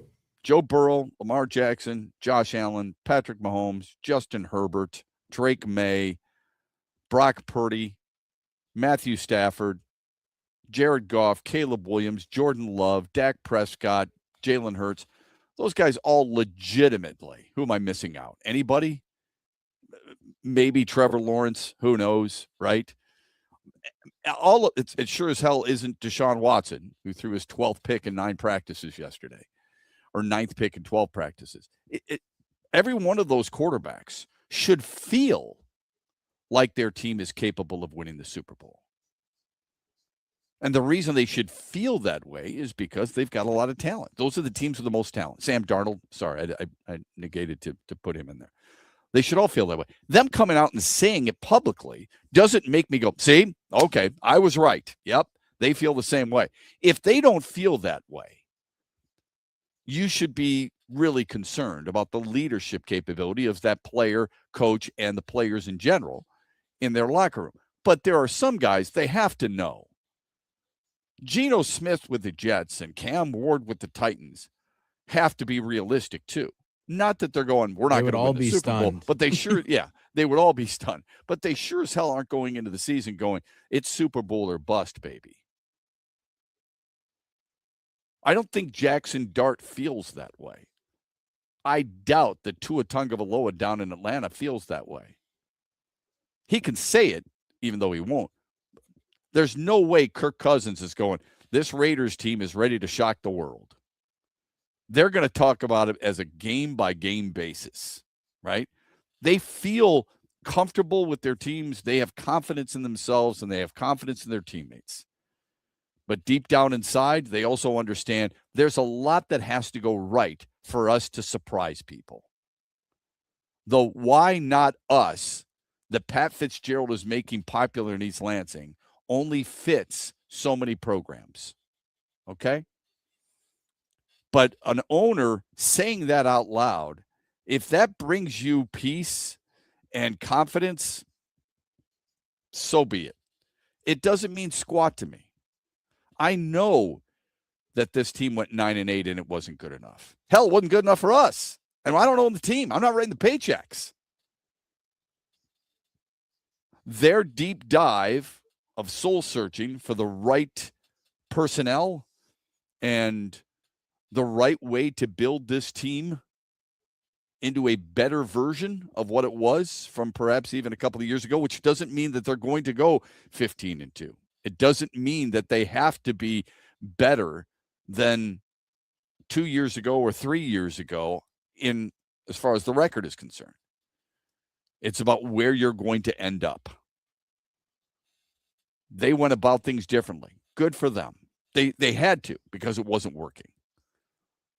What she says now doesn't mean anything compared to what she will say when they kick off in the final game of the regular season and hopefully get ready for the postseason. Let's get to the final results of the poll question from yesterday. Yesterday, we asked you this poll question. It's a Mitch Lions Wealth poll question. How did you feel when they announced Cade Mays was injured? The Lions are cursed, better now than during the season. They can't recover from this, or at least they have depth up front. What did folks say? We get a pretty close one here. The Lions are cursed, won it at 44%. So there's still enough people feeling that way. But better now than in the season was 42%. So yeah, that's kind of the way I feel right now. Yep, nobody likes to lose a player, but other ones got some votes, but nothing major. Yeah. So yep. All right. How did the daily wager work out? Brought to you by Soaring Eagle Casino and Resort and their sportsbook Ascend.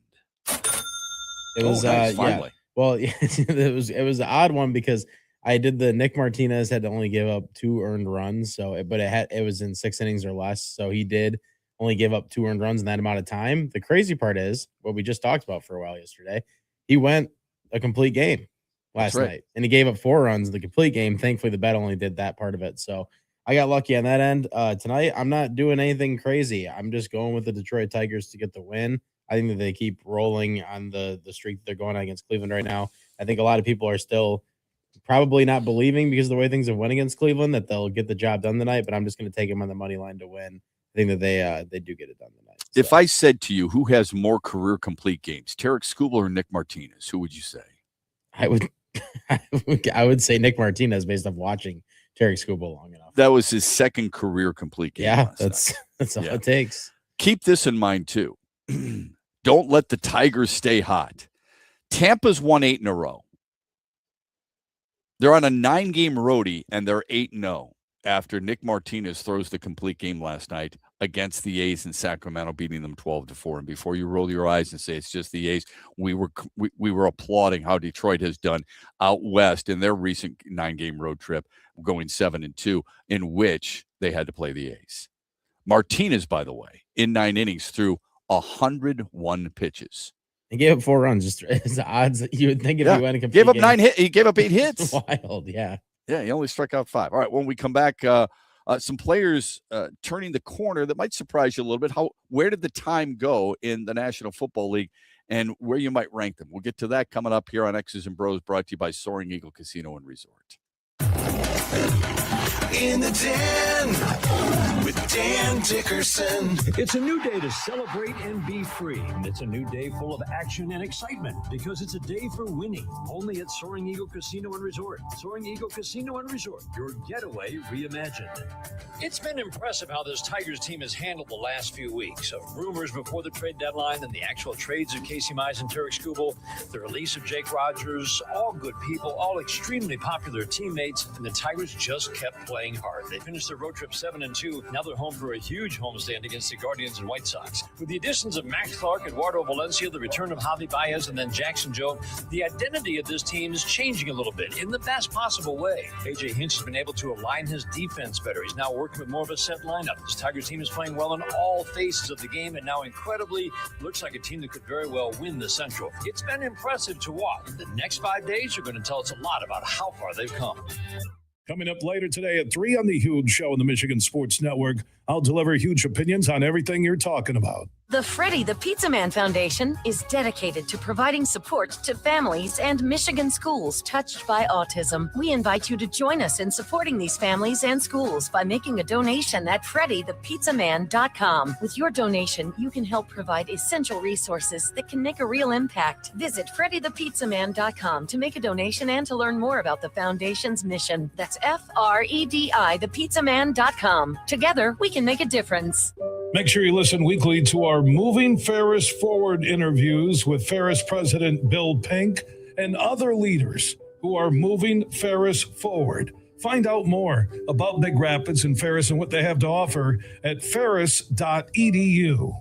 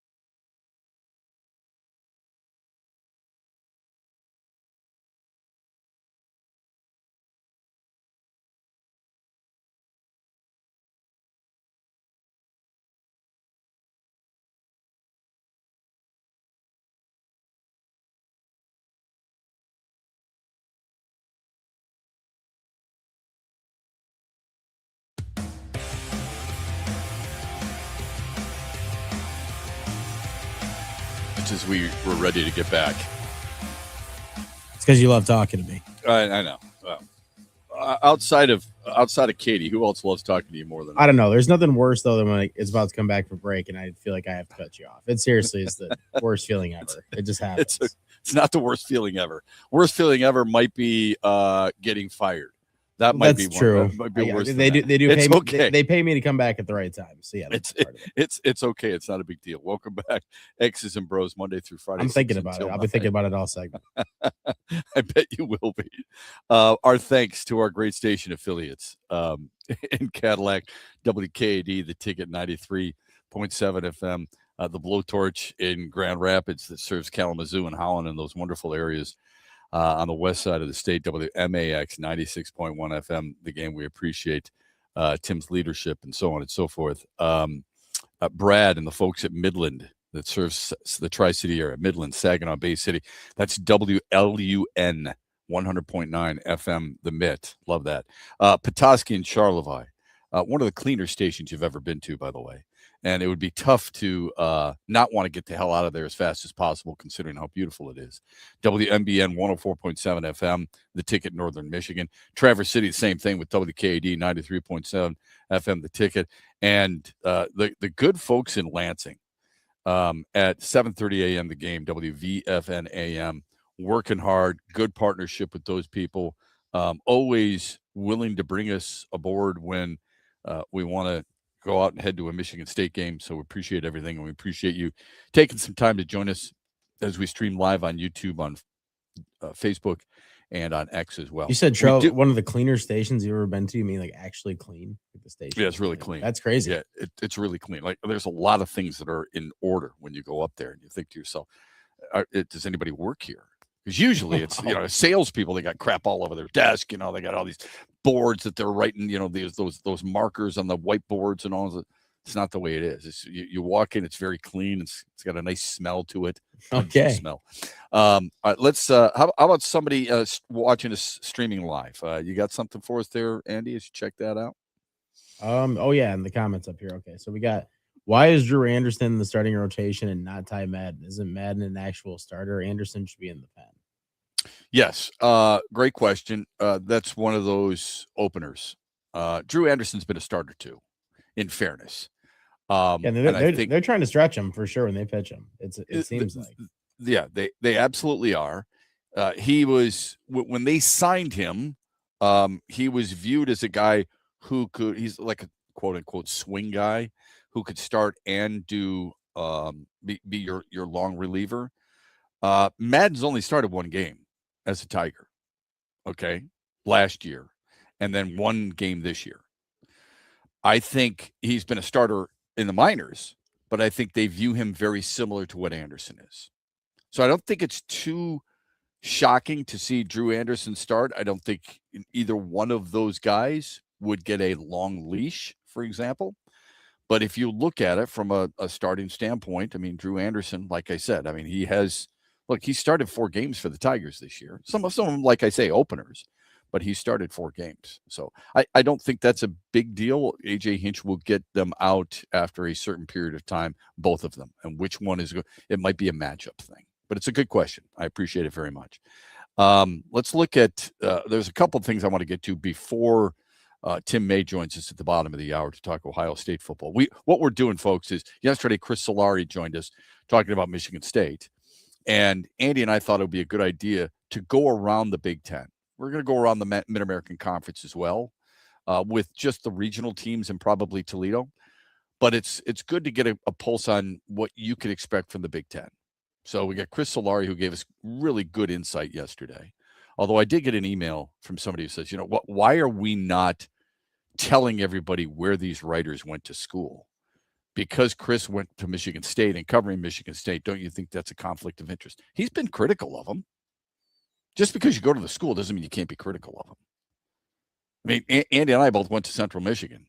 We can be critical of Central Michigan. I can be critical of CMU. Oh, damn right you can.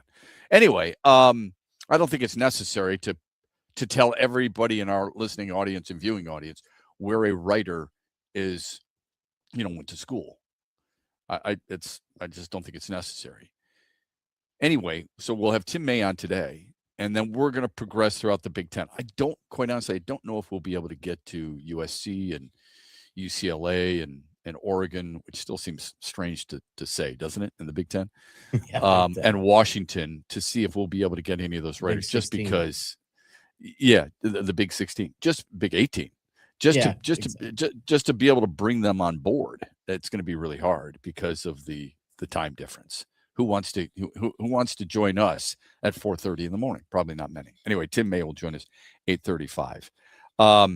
Some notable players entering their 10th NFL season. Stop me when you hear a player makes you go, where the hell did the time go? You ready? Evan Ingram, Trey Hendrickson, Cooper Kupp. Wow. Yeah. George Kittle, TJ Watt, Myles Garrett. Yeah, that's crazy. That I would not have guessed that one yet. Christian McCaffrey. Yeah. This is the one that did it for me. Patrick Mahomes. Whoa. Yeah. Is entering his 10th year. No way. That does not seem real. I know. His 10th year? Yeah. Does that make you feel, I mean, you're still a young guy. Yeah, but I feel But does that make you feel a little old? That's nuts. You remember watching Patrick Mahomes I would have guessed play at Texas Tech, right? He came in 2017, Andy. Man. So he's played 9 years in the league. I would have guessed probably he was like in the league for 7 years. I feel like that's what I guessed off the top of my head. Yeah, which some people might shrug their shoulders and say, well, what's 3 years? 3 years NFL-wise is a big deal. Oh, yeah, 100%. Yeah. But he didn't start right away, did he? He did not. Okay. No. Okay. That is something at least. But yeah. He only played one game his first year. Right? He started one game. I don't know. I can't say that he necessarily played one game. I'll have to look that up. Alex Smith, remember, Alex Smith was the quarterback there. Alex Smith, who I think is kind of an underrated quarterback. And then Patrick Mahomes took over the following season. Went 12-4, 11-3, 14-1, 12-5, 14-3. You look at the winning percentage. He's 95-31 in his career. He's won 3 times as many games, as well as 3 Super Bowls. He's won 3 times as many games as he's lost. That's when some people will argue he's the greatest of all time. I wouldn't go there. I'd take Joe Montana. I'd take Tom Brady. I'd probably take Elway, and I'd take Peyton Manning. Patrick Mahomes, I could at least understand how people would say that. 3-time Super Bowl champ, 3-time Super Bowl MVP, 9-time Pro Bowler. Look at the winning percentage, though. It's a double-digit win, almost. It's a guarantee. He except for last year, and he was injured, okay, because he only played 14 games. He missed 3 games. They could have had a winning season last year too, but wouldn't have won double digits. What did they finish? He was 6-8, I think, 6-8 in the 14 games. Double digits, Andy, every single year. I mean, just write it down because it's going to happen. Incredible. But yeah, he's going into his 10th year. He's not. If anybody has the argument to say he's the best quarterback, there's definitely an argument there. For sure there is. Yeah. I'm not so pig-headed to think there's no way I'm moving off that spot. I could listen to it. It would take a lot of convincing of me. I think, you still got to see. I think the way he finishes his career here is important too. But absolutely, without a doubt. All right, when we come back, we will finish the show with Tim May. Does a really nice job of having the pulse on what Ohio State football is all about. We'll get his thoughts on the Buckeyes and the rest of the conference, and maybe the rest of the top 25 football country. When we come back here on X's and Bros, we're glad you're with us on a Wednesday morning, brought to you by Soaring Eagle Casino and Resort. In my pro football days, the key to winning was a great game plan. It's no different when it comes to your retirement. Hi, this is Mitch Lyons from Mitch Lyons Wealth. Is stock market turbulence making you question whether your plan is okay? Do the ups and downs of your retirement account give you the jitters? Are you protected against the next market downdraft? As you approach retirement, you're entering the retirement red zone. Like in football, the game changes in the red zone. There's less time for mistakes, and you need to see your blind spots and protect yourself.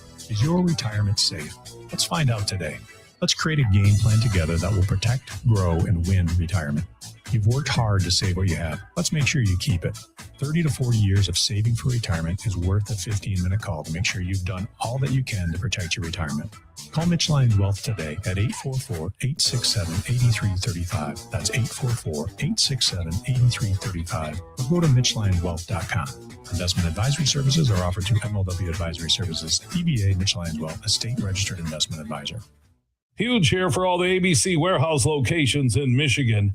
Now, if you're looking for the best prices on TVs, furniture, appliances, mattresses, and more, you need to go to abcwarehouse.com. You can shop there and also shop in person at all ABC warehouse locations across Michigan. For the one close to you, go to abcwarehouse.com. Best deals on TVs, appliances, furniture, and mattresses at all ABC warehouse locations in Michigan. The good life isn't about more. It's about making what you have work better. You work hard for your money, so you shouldn't have to work hard to save it. At Meijer, you'll find all the good stuff in one stop with guaranteed fresh produce and Meijer brand faves. Quality so good, we put our name on it. And with M-Perks, you earn rewards to save on what you actually buy. Trust it's worth bringing home and live a life you love. Good life quality at real low prices. Only at Meijer. Huge here for Van Andel Institute Purple Community. Now, they're a grassroots fundraising network powered by the volunteers who support VAI's mission to improve health now and in the future. Learn more at purplecommunity.org.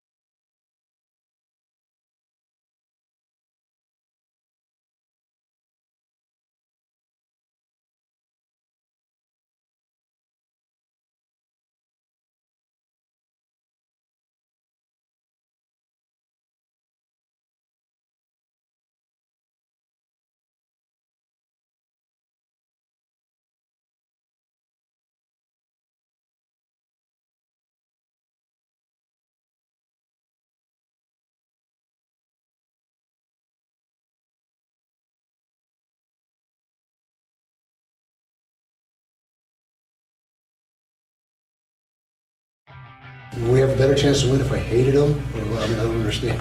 Whatever gives us the best chance to win, I'm all for. Want to beat them worse than anybody, around, and so I don't know how that got to be such a hot topic. But anyway, I cut you off. What was your question? No problem. Historically, there have been periods dedicated to beating Ohio State. I was wondering if you believe, if you had something like that for the Ole Moore, if you still believe in that sort of thing. Sure. Yeah. There's periods where in practice segments or things in the weight room that that's talked about. We've got the countdown clocks. I mean, I'm not trying to downplay that at all. It's a huge game, gigantic, and it's something that we all have in the back of our mind 24/7. And so I don't know. I probably should have worded it differently, but that game is of the utmost importance. All right, Kyle Whittingham, the head coach, University of Michigan football, being asked about Ohio State, even though that game will not take place until November 28th.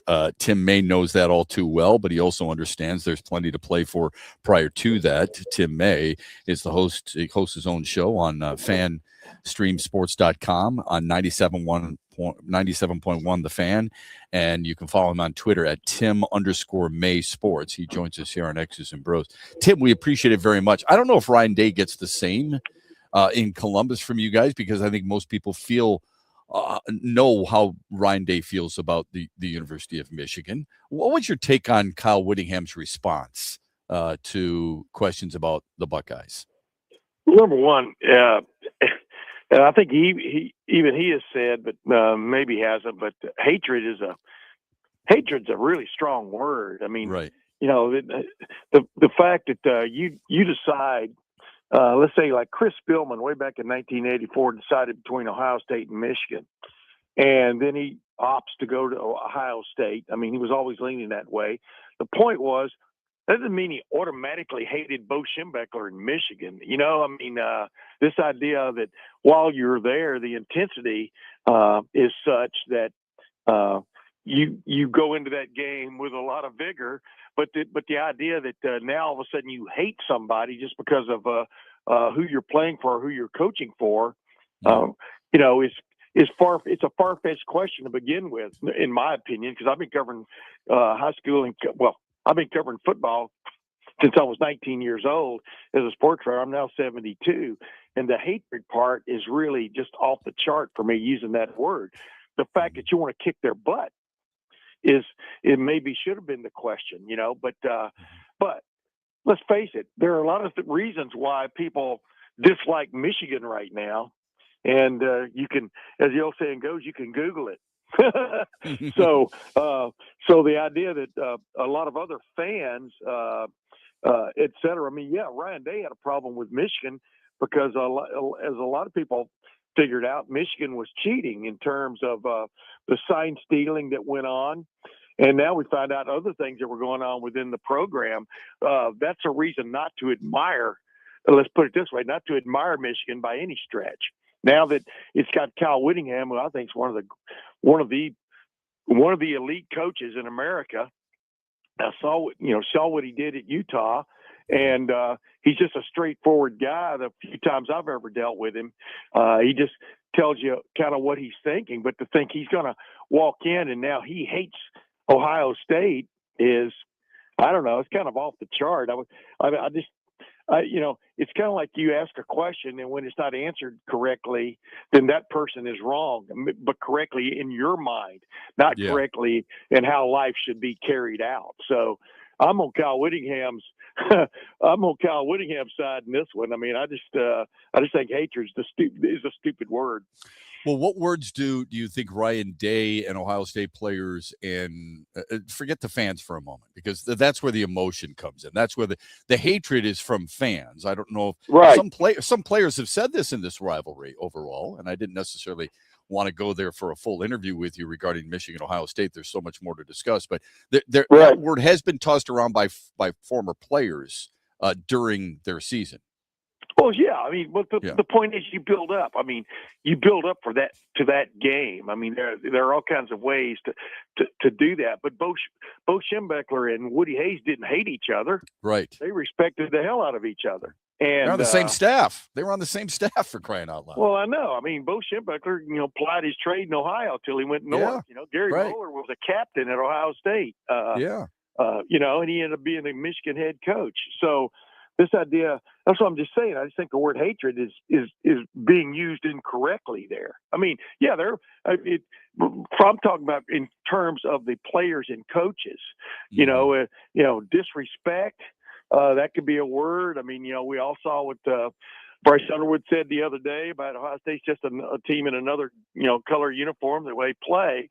Well, the thing is, modern day players, they don't necessarily think about things the way maybe you and I do. I mean, I grew up in Alabama and Texas, but I've lived in Ohio for 50 years now, and I understand the respect and sort of the vitriol or whatever you want to call it between the fan bases.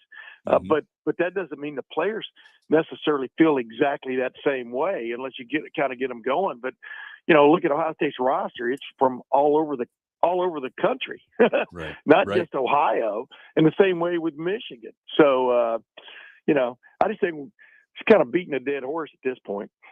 Amen to that. Tim May joining us here on X's and Bros. Listen to him at the Tim May Show on fanstreamsports.com. Follow him on Twitter, Tim_May Sports. The season for the Buckeyes starts against Ball State on September 5th. There's a stretch where they play the defending national champion Indiana Hoosiers, USC, and Oregon. Overall, what do you like about what Ryan Day has assembled, and what should the ceiling be for this team this year? Well, the ceiling, I think, realistically, the ceiling should be playing in some form or fashion for the national championship. Doesn't mean you're going to win it, because the national championship chase has now turned into a tournament. It's not, win all your games and hope the votes come in, on the midterms. Right. I mean, it's you got to win it on the field, and once it becomes a tournament thing, you lose a player or two, a key player or two, and you can be in trouble. You have a bad day, and boom, you're done. It's like the NCAA tournament in basketball. The NCAA tournament in basketball it's not necessarily the best team every year that wins the national championship, but although it was last year, I mean, Michigan, wow. And you saw who their coach's name, what his last name was, May, so that makes sense. But I digress. The bottom line is you've got to win, like in Ohio State's case, if Ohio State wins, it plays in the Big Ten championship game and wins it, let's say, then it's got to play 3 more games to win it, to win the tournament. And that's a hell of a lot different than going and playing, when the BCS was around and you played the number 2 team or number 1 team, and it was one game. I mean, it's such a hard thing to hold anybody to that standard that you got to win it all or it's a bust. But you got to be viable in the tournament, I guess is what I'm saying. But sure, I think it's Ohio become State, a National Football League schedule, Tim. I mean, that's what they're doing. They're playing 18 games. Right. Yeah. Right, but no, you're exactly right. I mean, Indiana went 16-0 last year. That's not a joke. And college rosters aren't built for that. But the first 2 years of this expanded college football playoff have shown teams can survive and advance, so to speak. So I just, it's hard to put on anybody national championship or bust. A team can do that to itself, but get to the tournament and see how things fall. With that said, Ohio State is extremely talented, and they've got their offensive line, I think, figured out. Last year, you always knew there was a sore spot at right guard, and eventually somebody was going to find it. Well, the 2 best teams they played did and drove trucks through it. So anybody can lay it all on Julian Sayin or whatever, but he didn't have a chance, especially against Miami at certain moments in that game.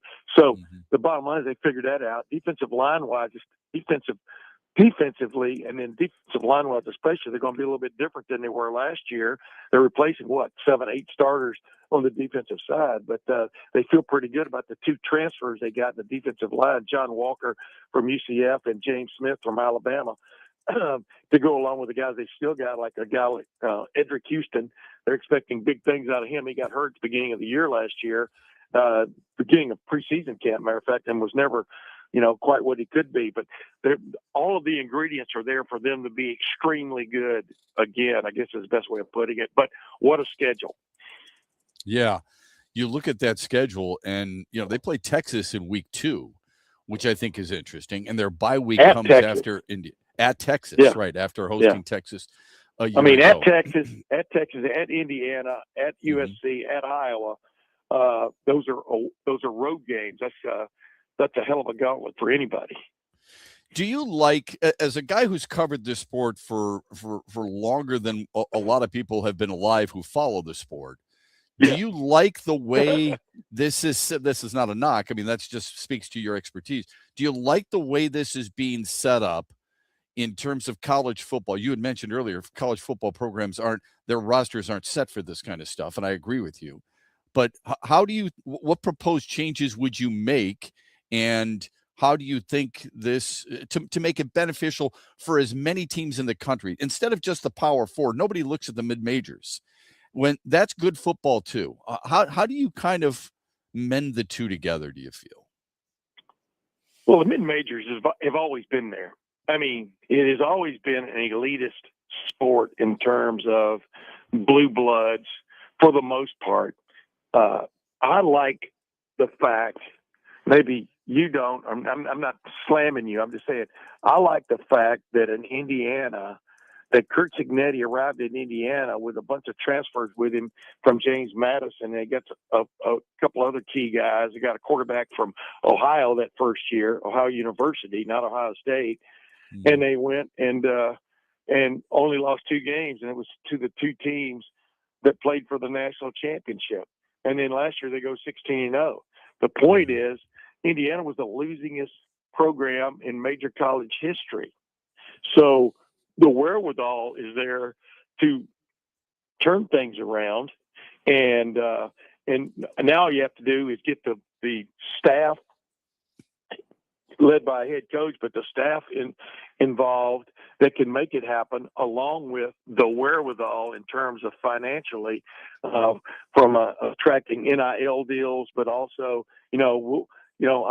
I'm like anybody else in America. If you're holding your breath for this federal government bailout, is what I call it, a bailout from the standpoint of a rule situation to save, little, Jimmy Tech, from falling behind. Well, good luck to you, and I hope you have a snorkel.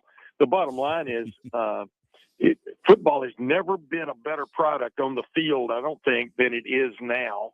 It's just ridiculous off the field, but the rules are there as squirrely as they are, where you can resurrect or grow a program if you've got the right people in place in terms of running it. But financially, there do have to be eventually some limits, to make it anywhere close to a fair fight. With that said, the NFL has salary cap, right? Right. That's what this bill that was going through Congress was going to help establish, is a salary cap, meaning from a revenue sharing and also then a retention thing on top of it, to the tune of like $48 million total.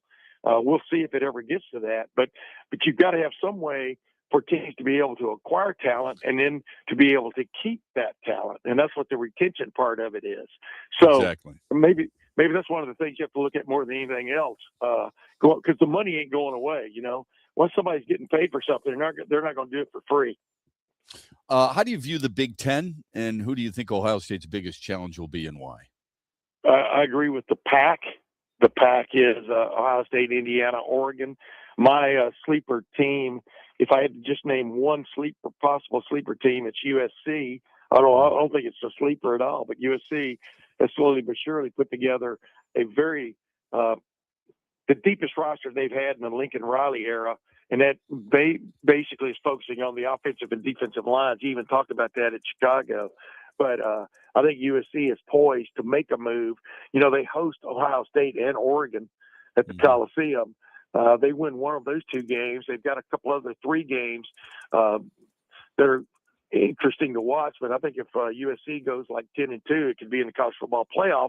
And if in fact one of those 10 is a win over Oregon or Ohio State, so I think that's the team to really look at. I think Minnesota is going to be pretty good also, and Iowa is going to be Iowa. You know, you never know when they're going to strike. Yeah. What do you think of Pat Fitzgerald taking over at MSU? I'm a fan of Pat Fitzgerald.